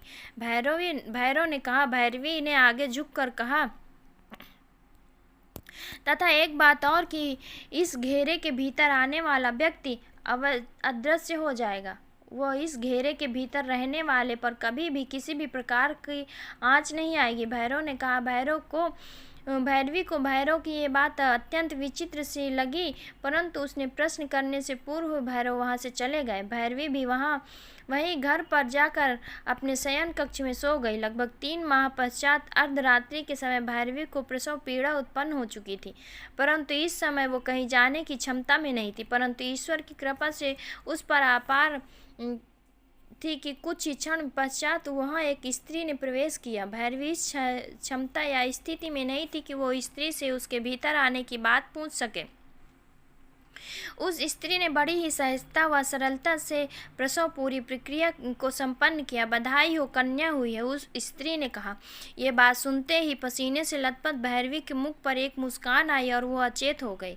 3 पहर की गहरी निद्रा के पश्चात भैरवी की चेतना तनिक तनिक लौट आई। वो स्त्री अब भी वहीं थी तथा उसकी गोद में नवजात कन्या सो रही थी। उसने भैरवी की ओर मुस्कुरा कर देखा तथा भैरवी उसे तनिक असमंजस के साथ देख रही थी। वो स्थिति समझ इसलिए भैरवी के कुछ पूछने या कहने से पूर्व ही उसने स्वेच्छा होने का संकेत दिया। भैरवी ने उसे संकेत के अनुसार अपने आप को स्वच्छ कर साफ वस्त्र धारण कर लिए तथा उस स्त्री के सामने बिछे हुए आसन पर बैठ गई। भैरवी का सर अब भी पीड़ा से फटा जा रहा था, इसलिए अपने सर पके एक पट्टी बांधकर वहीं लेट गई। रात्रि से अब तक में ये प्रथम बार था कि भैरवी ने उसे स्त्री के मुख पर ध्यान दिया। अत्यंत ही आकर्षण मुख व देह के साथ साथ वो किसी महल की राजकुमारी सी लग रही थी। उनकी मांग सिंदूर से भरी हुई, गले में मंगलसूत्र, पैरों में पायल, पैरों की उंगलियों में बिछिया धारण की थी। मुझे ज्ञात है कि तुम्हारे मस्तिष्क में इस समय कई प्रश्न वर्षा कर रहे हैं, परंतु तुम्हें उन पर अतिरिक्त साधना करने की आवश्यकता नहीं है। मैं स्वयं ही तुम्हारे उन प्रश्नों का उत्तर दूंगी। इसलिए प्रथम अपनी पुत्री को स्तनपान कराओ। वह रात्रि से भूखी है तथा उसे इसकी आवश्यकता तुम्हारे प्रश्नों से ज़्यादा है। जब वो अपनी भूख शांत करके सो जाएगी तब हम दोनों विस्तार में वार्तालाप करेंगे, उस स्त्री ने कहा। भैरवी ने हाँ में सिर हिलाया तो वो मुस्कुरा दी और उस नवजात बालिका को भैरवी की गोद में दे दिया। भैरवी अपनी नवजात कन्या को देख कर रो पड़ी। उसे बार बार लग रहा था कि काश करण यहाँ उपस्थित होते। उसने खुद को संभाल कर अपनी नवजात कन्या को स्तनपान करवा कर सुला दिया तथा उस स्त्री को अपने पास बैठने के लिए कहा जो इस समय कुछ फल तोड़ रही थी। उसने वो फल भैरवी की ओर बढ़ा दिया। भैरवी को भी भूख लगी थी, इसलिए उसने बिना किसी आनाकानी के फल खाए और पूछा, आप कौन है, कहाँ से हो, यहाँ भीतर कैसे आई, इत्यादि। यही प्रश्न करना चाहती हो ना मुझसे? उसने मुस्कुरा कर कहा। भैरवी ने कहा, जी मेरा नाम दुर्गा है।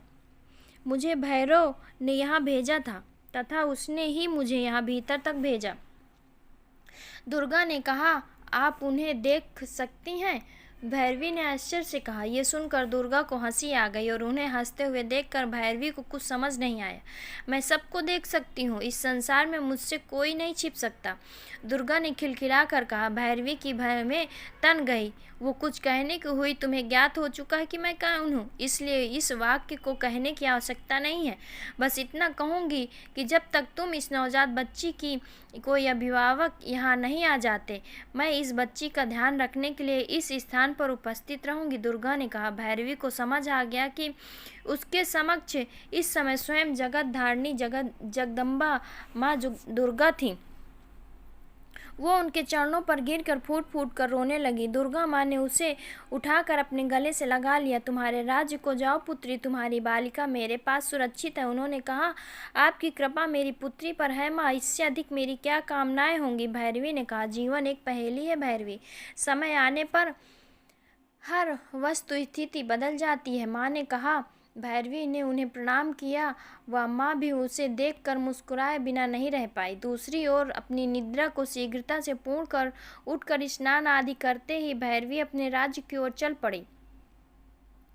उसे अपनी कन्या के लिए अब किसी भी प्रकार की चिंता नहीं रह गई, क्योंकि उसे ज्ञात था कि इस समय एक असीम शक्ति की छाया उसकी पुत्री पर है। वो 4 दिनों का सफ़र हवा की रफ्तार में के साथ केवल 1.5 दिन में ही पूरा कर दी थी। इस समय वो अपने नगर की सीमा पहुंच चुकी थी, परंतु उसे नगर बदला सा दिखाई देता था। नगर के भावी सीमा के बाहर एक अजीब सा मातम जैसा वातावरण था, परंतु उसके विपरीत नगर के भीतर किसी प्रकार का उत्सव वातावरण बना हुआ था। नगर का प्रत्येक घर वह स्थान सुसज्जित थे। हर नागरिक हर्षोल्लास से लदा हुआ था। वो राजमहल पहुंची तो देखा कि राजमहल में सभी किसी उत्सव की तैयारी में थे। वो बिना किसी शोर के अपने कक्ष में गई, जहां करण इस समय अनुपस्थित थे। उसने पुनः स्नान आदि किया व महल के उत्सव वाले स्थान पर पहुंची। कर्ण का चेहरा खुल गया और उसने पूछा, अरे भैरवी, तुम कब आई? अभी अभी, परंतु इस नगर को इतना सुसज्जित क्यों किया? भैरवी ने पूछा, चंद्रलता को पुत्र हुआ था, आज उसी की सूरज पूजा रखी गई। कर्ण ने बताया, परंतु इतने समय पश्चात? मेरा अनुमान के अनुसार तो चंद्रलता का प्रसव तो 3 माह पूर्व हो चुका है। भैरवी ने प्रश्न किया, हमने राजपुरोहित से मुहूर्त निकलवाया था, तो मुहूर्त 3 माह के बाद का निकला था। इसी कारण कर्ण ने कहा। जानकर प्रसन्नता हुई भैरवी ने मुस्कुरा कर कहा, थोड़ी ही समय पश्चात उत्सव आरंभ हुआ और भव्यता के साथ ही समाप्त हो गया। पूर्ण चंद्रमा वाली रात्रि को एक बार फिर कई माह के पश्चात कर्ण व भैरवी एक साथ थे। भैरवी, तुम्हें नहीं लगता कि कर्ण ने उसकी तरफ देखते हुए वाक्य अधूरा छोड़ दिया? कि भैरवी हमें ऊपर नीचे मटकाते हुए पूछा, हमें भी अपने जीवन में एक ऐसा ही नन्हा सा, प्यारा सा और छोटा सा कोई चाहिए, कर्ण ने कहा। भैरवी मुस्कुराते हुए उसके गले लग गई। कर्ण ने भी उसे अपने में समेट लिया। उन दोनों के देह का वो संसर्ग एक बार फिर अपनी सीमाओं को लांघ चुका था। लगभग 2 माह पश्चात भैरवी एक बार फिर अपने कार्यकाल में मग्न हो चुकी थी, परंतु उसे रह रहकर अपनी पुत्री की याद आ रही थी। वो इस समय अपने कक्ष की खिड़की के बाहर देख रही थी। वो उठी और बगीचे में टहलने लग गई, परंतु एक बार आज फिर उसके भीतर वही उबाल प्रतीत हुआ और वो वमन के रूप में निकल गया। भैरवी, क्या हुआ? कर्ण भी वहाँ उसे इस हाल में देख कर आ गए और उसके पीठ थपथपाने लगे। भैरवी को चक्कर आ गया और वो वहीं अचेत गिर पड़ गई। कच्छ में मूर्छित भैरवी को कर्ण कच्छ में ले आया और साथ ही राजवेद को निरीक्षण के लिए ले आया। कोई गंभीर बात है क्या राजवैद्य जी? विकराल ने प्रश्न किया। अब तो बस मुंह मीठा करवा दीजिए महामंत्री जी, सेनापति जी 1 माह से गर्भवती हैं, राजवेद ने बताया। सभी के चेहरे खिल उठे। वह विकराल ने सैनिकों को पूरे नगर में मिठाई बांटने का आदेश दिया। भैरवी भी कर्ण को मुस्कुराते हुए देख मुस्कुरा कर रह गई। उसका परिवार पूर्ण होने वाला था, परंतु कोई नहीं जानता था कि आने वाला समय कुछ और ही निश्चित कर बैठा है। उसी अंधेर गुफा के भीतर दारुका का मुख पर असीम क्रोध व बदले की भावना स्पष्ट रूप से दिखाई पड़ रही थी। वो तेज गति के कदमों के संग उस गुफा के भीतर समाता जा रहा था तथा अंततः वो गुफा के ही अपने विशाल कक्ष में दर्पण के समक्ष खड़ा होकर खुद को निरंतर देख रहा था। भीमा रथा के पीछे जाकर खड़ा हो गया। भीमा रथा का खुद को दर्पण में देखने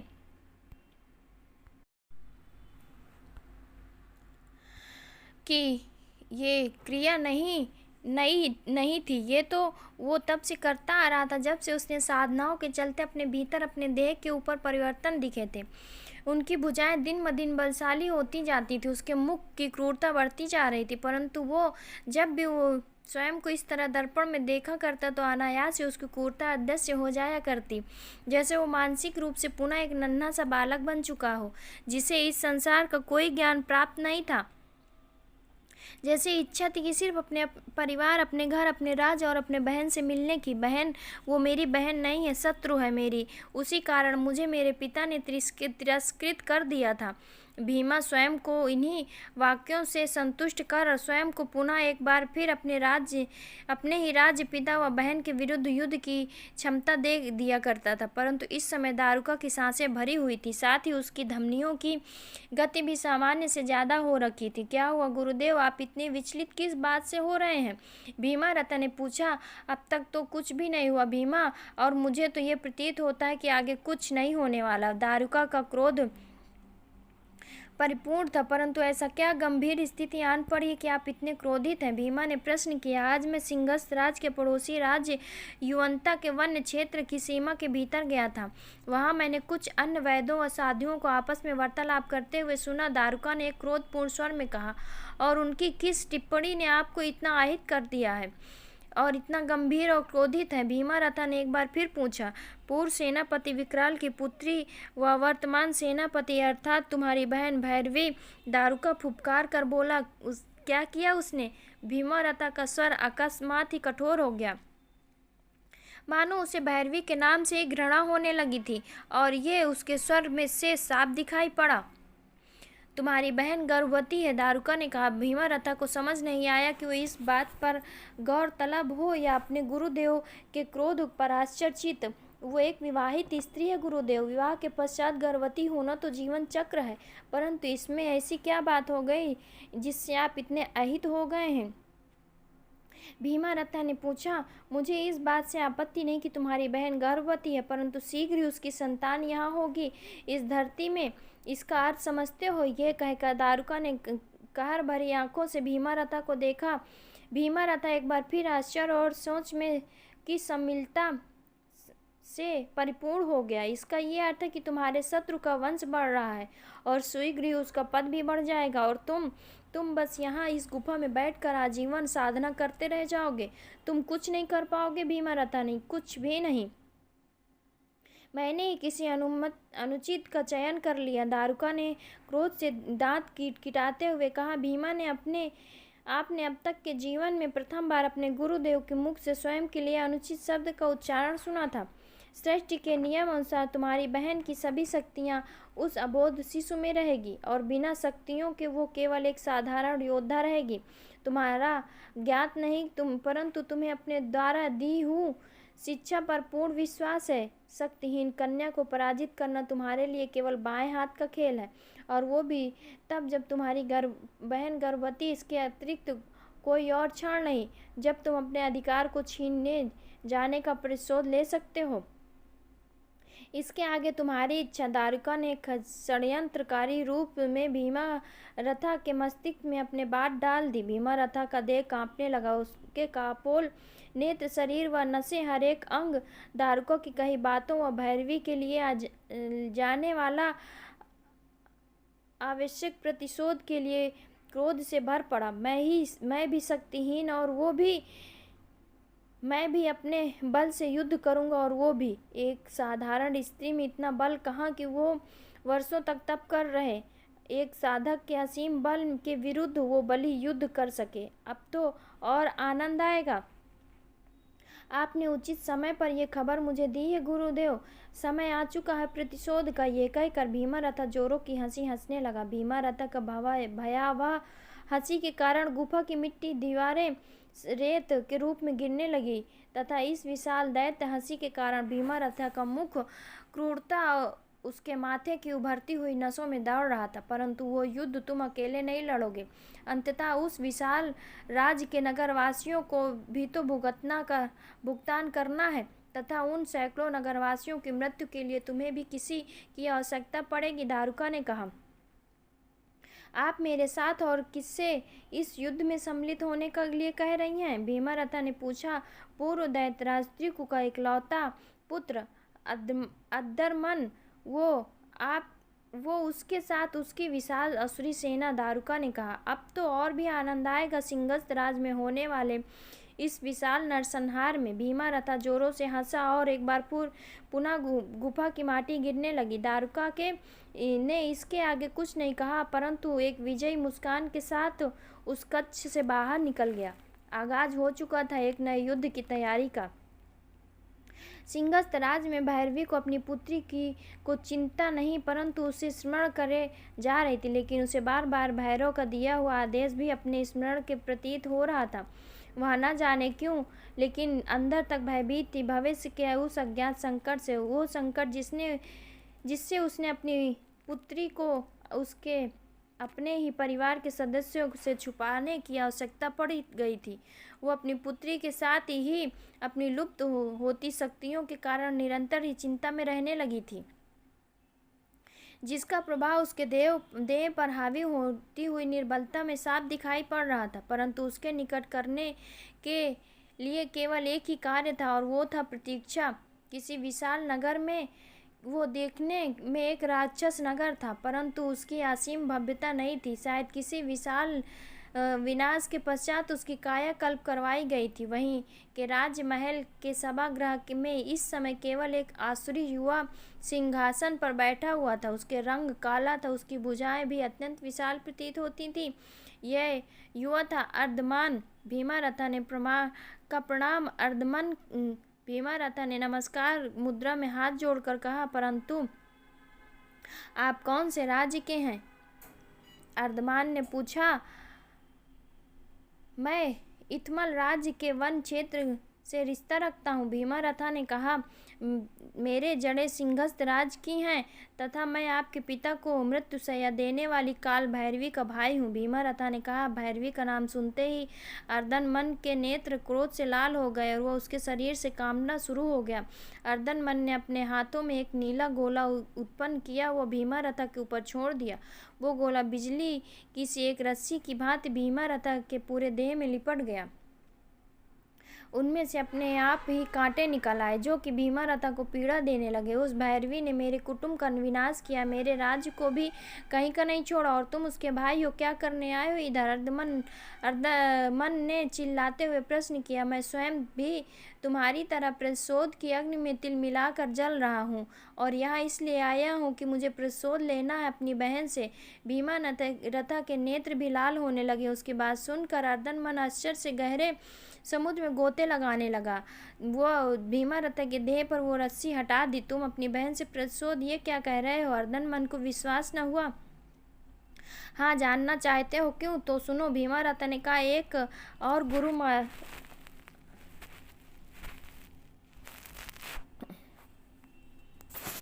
बताई ये कथा अर्दनमन को भी सुना दी। तुम्हारे साथ जो अन्याय हो मेरे दुख से भी अत्यंत दुखनीय है। अर्दनमन ने चिंता करते हुए कहा, इसलिए मैं चाहता हूँ कि तुम मेरा साथ दो प्रतिशोध के इस युद्ध में। कहो, दोगे मेरा साथ? लगभग एक सप्ताह पश्चात भैरवी अपने कक्ष के भीतर विश्राम कर रही थी। तभी उसे अपनी पीठ पर कुछ स्पर्श सा प्रतीत हुआ। भैरवी पलट कर देखा तो एक नन्ही सी कन्या उसके पीछे अटकेलियां कर रही थी। उस कन्या ने भैरवी को देख और मुस्कुराते हुए उसकी तर्जनी को पकड़ लिया। भैरवी ने स्नेह से उस कन्या को देख रही थी। तभी भैरवी सोई हुई भैरवी को जगाते हुए करण ने कहा, क्या हुआ करण? क्यों जगा दिया? कितना प्यारा स्वप्न देख रही थी? भैरवी ने गुनगुनाते हुए कहा। अच्छा, क्या देख रही थी? करण ने पूछा, परंतु भैरवी ने कोई प्रतिक्रिया नहीं दी। करण ने देखा तो भैरवी बैठते बैठते सोने लग गई। करण ने एक बार फिर उसे हिलाया। कितना समय हो गया है, अब तो अपनी निद्रा को खोलो, करण ने कहा। कुछ क्षण और। भैरवी ने करण की भुजा पकड़ उसके कंधे पर सर रख दिया। नहीं, सभा का समय हो गया, करण ने कहा। भैरवी अंगड़ाई भरते हुए उठ गई और करण भी अपने कक्ष से निकल कर महल प्रांगण में चले गए। भैरवी भी कुछ समय पश्चात नित्य कर्म व स्नान आदि करके सभा में प्रस्तुत हुई, परंतु सभा के मंत्रीगण आज सभा में अनुपस्थित थे तथा करण व सौर्य चिंता भरी मुद्रा में बैठे हुए थे। सब कहाँ है? भैरवी ने पूछा। राज में तनाव की स्थिति बनाई है, भैरवी सर ने कहा। किस प्रकार का तनाव? भैरवी ने पूछा। हमारे तंत्र साधक ने राज्य की सीमा में पिछले कुछ दिनों से एक अपरिचित ऊर्जा को प्रवेश करते हुए पाया है। वो ऊर्जा इतनी भीषण है कि उसका निरीक्षण कर पाना असंभव हो रहा है, और वो अपरिचित ऊर्जा किसी तरह के संकट की और संकेत किए जा रहा है। तथा ये बात जैसी मंत्रियों या मेरे की सूचना की सीमा में आई, उन सभी ने मेरे आदेश पर अपने अपने कुटुंबों व नगरवासियों को सुरक्षित स्थानों पर जाने का प्रबंध कर लिया। अब केवल 20% रहे नगरवासी को सुरक्षित स्थान मिल जाए। सौर्य ने एक नए भय से भैरवी को परिचित कराया। ये अत्यंत चिंतापूर्ण है। चंद्रलता व माँ कहाँ है? भैरवी ने पूछा। जब हैं दोनों तक ये सूचना पहुंची तो वो दोनों भी चिंतित हो गए, इसलिए वो नगर शांति यज्ञ कराने के लिए इच्छागामी देवी मंदिर गई हुई हैं। करण ने कहा, आपने इस संकटपूर्ण वातावरण में उन्हें अकेले क्यों भेज दिया? मुझे उनके साथ भेजना चाहिए था, भैरवी ने थोड़ा रुष्ट होकर कहा। परंतु इस ऊर्जा का क्या संकेत है?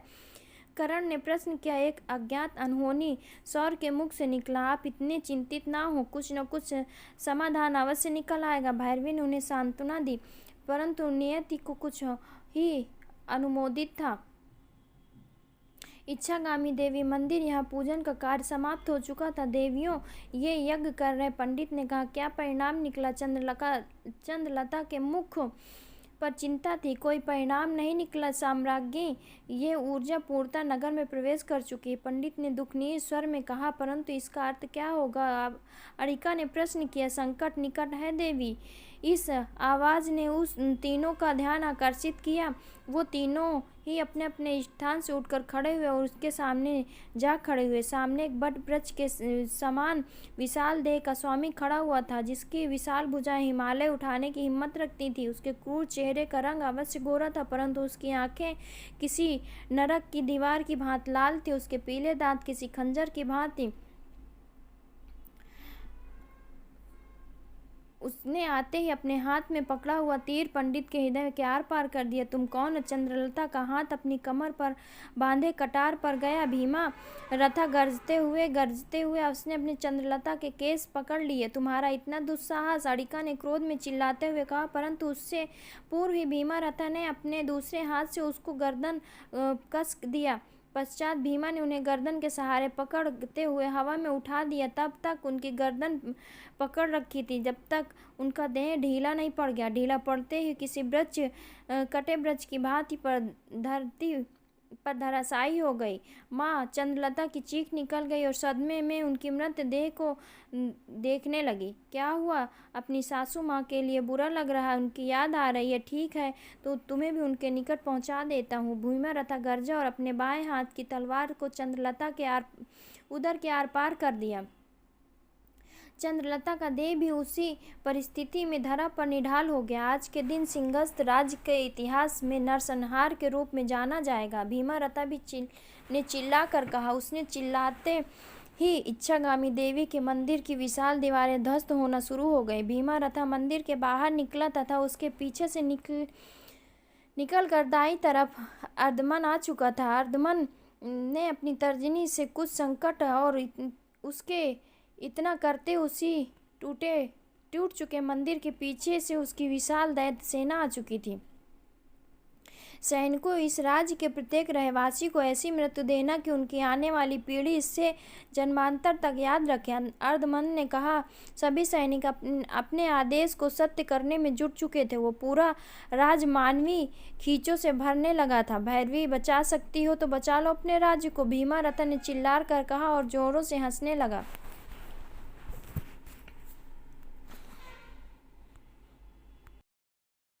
महल में भीमा रथी के कदम खुद ब खुद आगे बढ़ने रह गए। साथ ही वो जिस मार्ग पर चलता जा रहा था वो मार्ग रक्त से परिपूर्ण हो रहा था।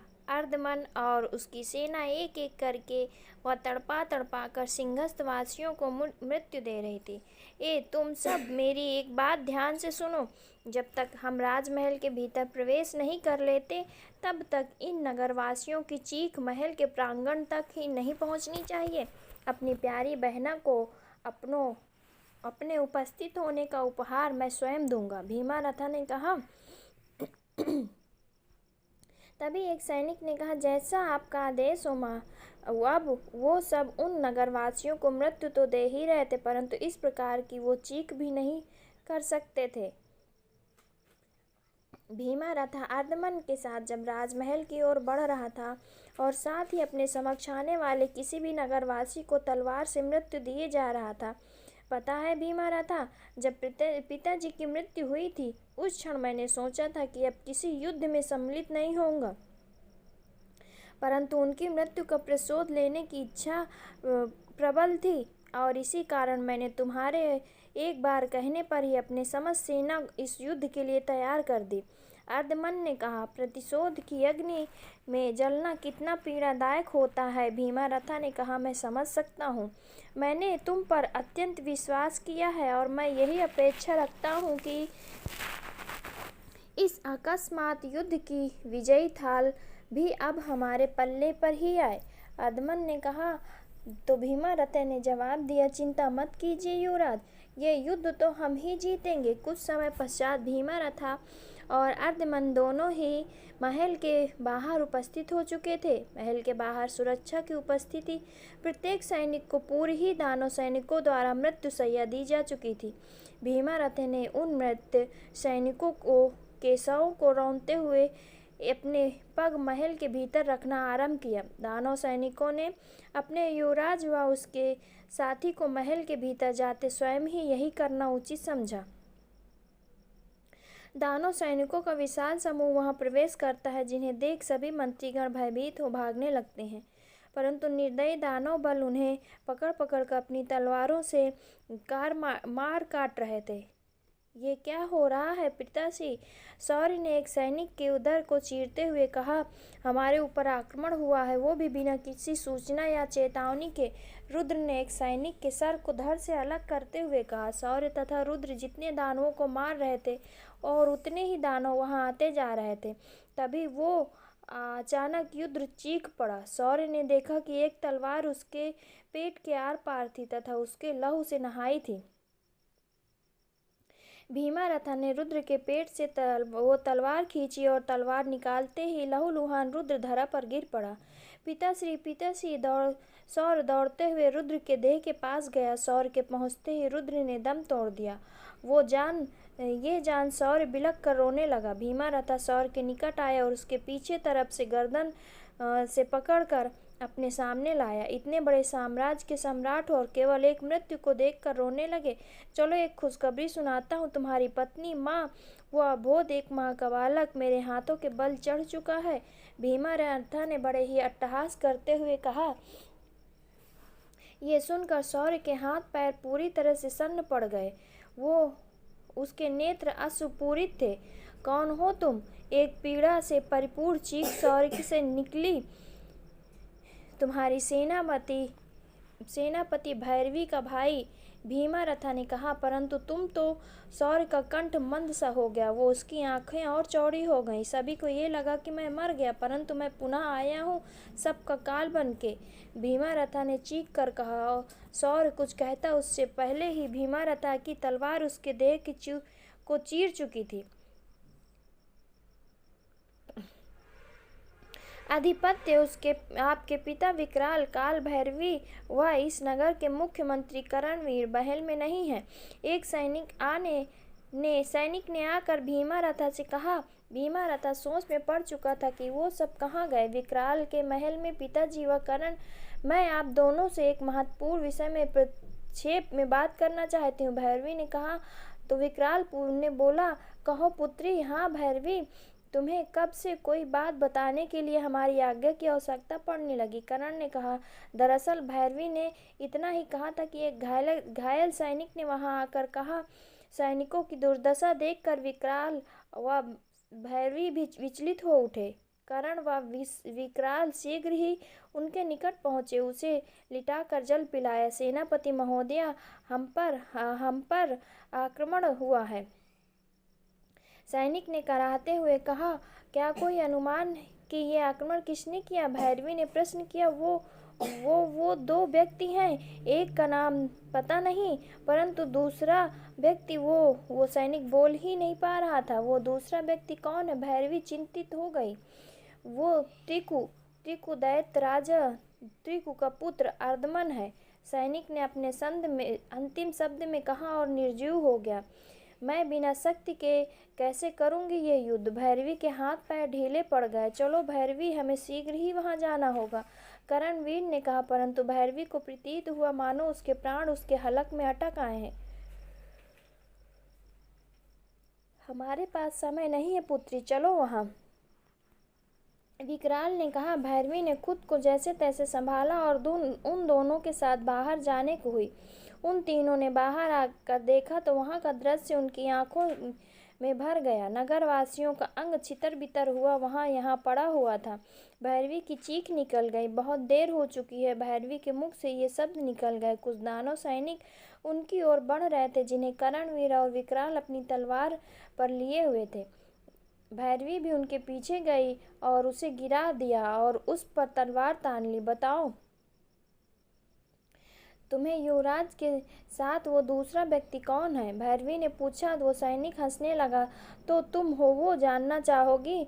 मैं तो केवल उनका सेवक हूँ। जाकर उस अघोरी से पूछो जो तुम्हारे स्वप्न में आता था और इस समय तुम्हारे राज्य के युद्ध मैदान में उपस्थित है, उस सैनिक ने कहा। भैरवी ने तलवार उसके कलेजे के आर पार कर दिया और युद्ध मैदान की ओर गई। भैरवी को जाता देख करणवीर और विकराल भी उसके पीछे भाग पड़े। भैरवी अंततः वहां पहुंची। वहां पहुंचकर उसकी आश्चर्य सीमा लांघ चुकी थी। सैनिक के कहे अनुसार वो अघोरी था जो भैरवी के स्वप्न में आया करता था। दारुका, विकराल के शब्द फूटे और उसके पश्चात उसे चुप्पी ने जकड़ लिया। दारुका के मुख से एक विजयी शैतानी मुख तैर रही थी। आओ विकराल, कैसे हो? मैं तुमसे ही मिलने आ रहा था, दारुका ने हंसते हुए कहा। ये सब क्या है दारुका? विकराल ने भीतर गुस्से का सैलाब उमड़ पड़ा। कर्मों का फल ना का नाम सुन रखा होगा ना, बस वही मिल रहा है, दारुका ने अट्टहास करते हुए कहा। विकराल का दिमाग चक्कर खाने लगा। नहीं याद आ रहा है? चलो मैं बताता हूँ। मैं क्या, तुम्हारी पुत्री ने तो आंखों से देख रखा है। क्यों, मैंने सही कहा ना पुत्री? दारुका ने भैरवी को सतीर्यता से देखते हुए कहा। इसका अर्थ है ये सब करने वाला वो दूसरा व्यक्ति नहीं। भैरवी के शब्द अटक गए। सही समझी, वो तुम्हारा ही भाई है, जिसका नाम जानना चाहोगी? भीमा रथा। ये सुन भैरवी की देह को जैसे लकवा सा मार गया था। अपने विचलित प्रश्नों व संताप से परिपूर्ण मन को लिए वो विकराल के महल के भीतर जाने लगी। भैरवी, तुम कहाँ जा रहे हो? करण उसके पीछे जाने लगा। नहीं करण, आज आप मेरे साथ नहीं आएंगे, भैरवी ने उसे वहीं रोक दिया। भैरवी भारी कदमों के साथ महल के भीतर गई व करण भी उदास मन से वहीं पर जड़ित हो गए। उधर महल में उपस्थित भीमा रथा के कानों में अपने गुरुदेव के शब्द पड़े। भीमा रथा आश्चर्य में पड़ गया। गुरुदेव, तुम्हारे गुरुदेव वो यहाँ क्या कर रहे हैं? तुम्हारे अनुसार तो उन्होंने कहा था कि वो इस समय किसी साधना में लीन रहेंगे ताकि हम इस युद्ध को जीत पाएं। अर्धमन भी आश्चर्यचकित हो गया। चलकर देखना होगा आखिर ऐसा क्या हुआ कि गुरुदेव को साधना छोड़कर आना पड़ा, भीमा रथा ने चिंतित स्वर में कहा। दोनों उस ओर जाने लगे। युद्ध के इस समय तक पूरा का पूरा सिंहस्थ राज शमशान में परिवर्तित हो चुका था। भीमा रथा व अर्धमन उस ओर बढ़ने लगे। तुमने मेरे पुत्र को मेरे ही विरुद्ध भड़का दिया। तुमसे बड़ा नीच और पापी मैंने आज तक नहीं देखा, विकराल ने गुस्से में कहा। मेरे प्रयोग को असफल करने वाले तुम ही हो विकराल, मैंने तो बस प्रयोग सफल किया है। दारुका कुटिलता से मुस्कुराया। अरे सच तो ये है कि तुम बस अपना मतलब निकालने के लिए सब कर रहे हो, विकराल ने कहा। तुम्हारा पुत्र तुम्हारी ही हत्या करने के लिए पूरे राज्य में खोज रहा है। जब जब तुम्हें मारने की लालसा से उसका खून खौलता था, तब तब वो मेरा प्रतिशोध अपने चरम को छूता था। अभी भी समय है, जाकर अपने प्राणों की रक्षा कर लो, दारुका ने हंसते हुए कहा। विकराल आगे बढ़कर दारुका को गर्दन से पकड़कर हवा में उठा देता है। दारुका विकराल की पकड़ से झटपटाने लगा। तभी विकराल के सीने में एक मुष्टि का प्रहार हुआ। विकराल धरती पर गिर पड़ा। मेरे गुरुदेव को हाथ लगाने का दुस्साहस कैसे किया? भीमा रथा ने दांत किटकिटाते हुए कहा। भीमा, तुम मुझसे सदैव प्रश्न करते थे ना कि तुम्हारा पिता कौन है। ये देख लो, ये है तुम्हारा पिता। भीमा की सांसों का गुस्सा ये जानकर और भी बढ़ गया कि विकराल ही है उसका पिता। तो आप हैं वो जो मुझे जन्म के पश्चात मुझे मृत्यु देना चाहते थे, भीमा ने कहा। मेरी बात सुनो पुत्र, दारुका तुम्हें भड़का रहा है, तुमसे झूठ बोल रहा है, विकराल ने कहा। उसकी बात पूरी होते ही भीमा रथा की एक लात उसके सीने पर पड़ चुकी थी। ऐसा क्या लालच था जो अपने ही पुत्र को शत्रु बन गए? भीमा रथा गरजा। ऐसा कुछ भी नहीं है, ये सब केवल छल है, विकराल ने कराहते हुए कहा। छल? अब तो ये सब छल ही कहोगे, क्योंकि तुम्हारी वास्तविकता मुझे आज पता चल गई। परंतु मैं तुम्हारे इस असत्य को मानने वाला नहीं। तुम तो केवल मृत्यु के अधिकारी हो, भीमा ने चिल्लाकर कहा। ये कहकर भीमा विकराल की एक बार फिर से जोरदार लात मारी। अपने ही पिता को मारोगे तुम? इस आवाज में भीमा की बढ़ी हुई लात रुक गई। ये भैरवी ही थी। भैरवी अश्रुपूरित नेत्रों व थके कदमों के साथ उस ओर आई। मेरी हत्या करने के प्रयास करने वाला मेरा पिता नहीं, भीमा रथा ने कहा। तुम इस अघोरी की बातों में आ गए हो भाई, ये सब केवल एक असत्य है, भैरवी ने कहा। तुम कौन होती हो मुझे तर्क देने वाली? आखिर तुम्हारे कारण ही ये सब हुआ है, भीमा रथा ने कहा। मैं नहीं जानती कि इसने तुमसे क्या कहा है, परंतु जो भी कहा वो 100% असत्य है, भैरवी ने कहा। परंतु अब जो तुम्हारे प्रत्यक्ष है वो ही सिंहस्थ राज का भूत होगा। ये कहकर भीमा ने प्रथम भैरवी के चेहरे पर मुष्टि का प्रहार किया। तत्पश्चात विकराल की गर्दन पकड़ ली और उसे घसीट कर ले जाने लगा, परंतु अचानक ही वो रुक गया। मैं तुम्हें मार कर अपने हाथ दूषित नहीं करना चाहता, उचित होगा कि तुम यहाँ से चले जाओ। और वैसे भी तुम्हारे कारण ये सब हुआ है। तुम इस ग्लानि के साथ तो रहोगे, अवश्य मेरा प्रतिशोध पूरा होगा। भीमारथा ने कहा और विकराल को वहीं छोड़कर जाने लगा। वहीं इस भारी प्रलय प्रहार के कारण भैरवी गिर पड़ी और उस कारण उसे संभालने के लिए दौड़ा। मुष्टि का प्रहार और नीचे गिरने के कारण भैरवी की देह से रक्त बहने लगा। भैरवी पूरी तरह से टूट चुकी थी, लेकिन वहां पर बैठे बैठे ही न जाने क्या संकेत उसके मस्तिष्क ने दिया।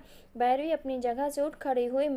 मैदान में हर ओर मृतदेहों का अंबार लगा हुआ था। कई सैनिक अधमरे से मृत्यु के लिए तड़प रहे थे तथा सिंहस्थ राज के ही 15 से 20 सैनिक घायल अवस्था में मैदान छोड़कर भाग रहे थे।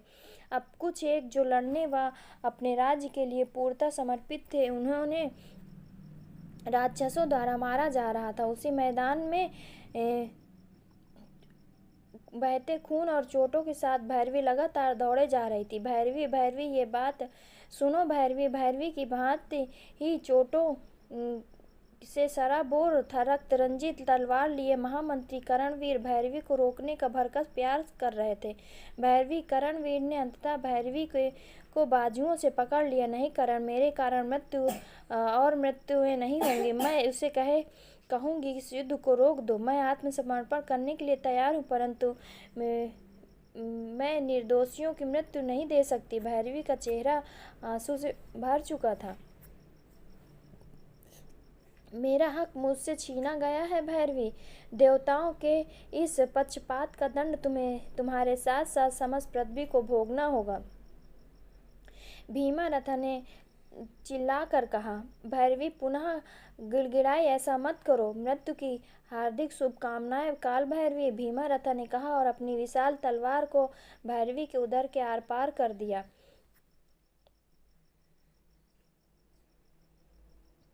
भीमारथा करणवीर की बात सुनते भीमारथा जोर से हंसा, फिर गंभीर होकर करण की तरफ बढ़ा, उसकी गर्दन दबोच ली और उसे भी मौत के घाट उतार दिया। और भैरवी की भांति करण को भी तलवार से रौंद डाला। अब पृथ्वी मेरी है, भीमारथा ने जोरों से हंसते हुए कहा। उसने पहले कुछ तपस्या करनी होगी भीमारथी। इस युद्ध के पश्चात तुम्हारी सीमा खत्म हो चुकी है। तुम्हें तप करना होगा, प्रतीक्षा करनी होगी 18 वर्ष के लिए, दारुका ने कहा। परंतु ऐसा क्यों गुरुजी?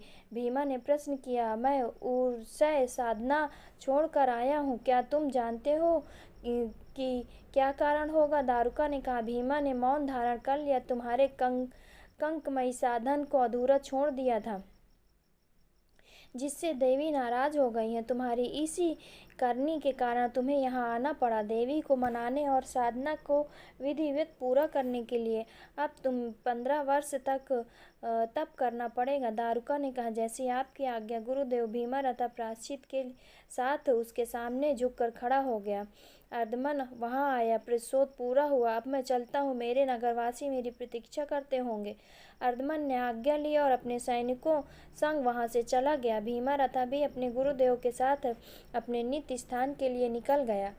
मृदुला वन विशाल नरसंहार देखकर विकराल सिंहस्थ राज्य से लौट चुका था, परंतु वो अकेला नहीं था। उसने जैसे तैसे हिम्मत की तथा वन की लकड़ियां काट कर वहां चिता बनाई। उस एकाकी में उसके समक्ष अब केवल चिताएं थी। शौर्य सम्राट रुद्र, महारानी अनिका, चंद्रलता व उसकी पुत्री भैरवी सहित उन सभी के शवों को उसने चिता पर लिटाया तथा पत्थरों की रगड़ से अग्नि उत्पन्न कर एक एक करके उन सभी की चिताओं को अग्नि दी। वही एक पेड़ के निकट बैठ उन जलती चिताओं को देखने लगा। उसके आंसू सूख चुके थे और उनकी जगह केवल सूनी आंखें थी। विकराल एक अज्ञात आवाज़ विकराल के कानों में पड़ी। कौन? विकराल ने उसी प्रकार चिताओं को देखते हुए प्रश्न किया। मैं भैरवी। भैरवी की आवाज़ आई। अब क्यों आए हो? सब कुछ, मैं भैरव, सब कुछ विनाश के मुख में जा चुका है। विकराल ने कहा। जो नियति में लिखा है वो होना था विकराल, उसे कोई नहीं रोक सकता था। भैरव ने कहा, मैं अकेला हो चुका हूँ। उचित होगा कि आप इन दिखावटी बातों से मुझ पर पीड़ा न दें। ये सब मेरे कारण हुआ है। मेरी गलती का दंड इन सबको मिला। मेरे पास जीने का कारण नहीं और न मृत्यु आती है मुझे, आजीवन इसी प्रकार घुट घुट कर जीना पड़ेगा मुझे। विकराल ने कहा। अब भी आशा की एक किरण अपने अस्तित्व में है, भैरव ने कहा। तो फिर मुझे क्यों नहीं दिखाई पड़ी वो किरण, विकराल ने कहा। भैरव नर कुछ नहीं कहा। तभी एक सुनहरी तितली उड़कर विकराल व वन के उस हिस्से में घूमने लगी। तभी वो तितली बार बार विकराल की हथेली पर मंडराने लगी थी। अंततः विकराल ने अपनी हथेली खोल दी और वो तितली उसके हाथ पर बैठ गई तथा तितली विकराल के हथेली पर बैठते ही एक पात्र में परिवर्तित हो गई। आशा की किरण अब तुम्हें हाथ में है विकराल, भैरव ने कहा। विकराल ने उस पत्र को खोलकर पढ़ना शुरू कर दिया। प्रिय पिताश्री, ये पत्र अगर आप पढ़ रहे हो तो इसका अर्थ है कि मैं इस संसार में नहीं हूँ। आपको स्मरण में हो तो मैं उस समय आप से और करण से कुछ कहना चाहती थी, परंतु कह न सकी। इस कारण जब दारुका ने वह सब बताया था तभी मैंने ये पत्र लिखा, ताकि जीते जी ना सही परंतु मेरी मृत्यु के पश्चात मैं आपसे बात को साझा कर सकूं। आपको याद तो हो, कुछ माह पूर्व मैं 6 महीने के लिए सिंहस्थ राज से अनुपस्थित थी, परंतु उसका कारण किसी प्रकार का निरीक्षण नहीं था। सत्यता तो मैं जन्म दे रही थी आपकी नातिन को। हाँ, सही पढ़ा आपने। मेरी व करण की पुत्री मुझे गुरुदेव भैरव ने पूर्व ही में अनहोनी की आशंका से परिचित करा दिया था, जिस कारण मैंने अपनी पुत्री को उनके ही अपने प्रियजनों से दूर रखा। उनके देह में मेरी शक्तियाँ हैं अब उसे फिर से उस साम्राज्य को बनाना होगा। वो इस समय सुरक्षित है देवी माँ दुर्गा की छाया में, तथा इस समय वित्सला राज्य के समन्वय वन क्षेत्र के मध्य में उसकी देखभाल अब आपकी दायित्व है। आप उसको बड़ा करेंगे और एक उचित उम्र में आने के पश्चात ही उसके माता पिता के विषय में बताएंगे। भीमा रथा का परिचय सत्य से तथा दारुका को उसकी करनी का दंड अब वही देगा। मेरी पुत्री रक्तपर्णा। पत्र के अंत में भैरवी के हस्ताक्षर थे। विकराल ने खुद को तैयार किया वित्सला राज्य के यात्रा के लिए। 3 दिन बाद सही पते पर पहुंच किसी नीले परत के भीतर विकराल एक पालने के समक्ष था। उस नीली परत की विकराल के सिवाय कोई नहीं देख पा रहा था तथा विकराल व भैरवी की पुत्री के अतिरिक्त वहाँ कोई नहीं था। उसने पालने में छोटी सी रक्तपर्णा लेटी हुई थी तथा विकराल को देख मुस्कुरा रही थी। विकराल ने उस नन्ही देह को हाथों में ले कर ऊंचा उठा लिया। जिस भांति श्री कृष्ण ने अपने मामा का सर्वनाश किया था, उसी भांति तुम भी भीमा रथा का सर्वनाश करोगी। भीमा रथा मेरा पुत्र है, परंतु उसने विश्वास उस अघोरी पर किया और इसका दंड तुम दोगी उसे। तुम होगी पृथ्वी की नई रक्षक, एक नया अध्याय, एक नई रचयिता। रक्तपर्णा, विकराल ने पूरे जोश के साथ कहा और उसके इस कथन साथ ही वातावरण में गूंज उठी, रक्तपर्णा, रक्तपर्णा, रक्तपर्णा। दोस्तों, ये कहानी का रक्तपर्णा के जन्म की अध्याय खत्म होता है। अगले अध्याय में सुनेंगे कि रक्तपर्णा कैसे युद्ध में विजयी होती है और सारे असुरों का सर्वनाश करती है। अगर आप लोगों को मेरी ये कहानी पसंद आए तो मेरे चैनल को लाइक, सब्सक्राइब और शेयर ज़रूर कर दीजिएगा। कहानी सुनने के लिए आप सभी का बहुत बहुत धन्यवाद।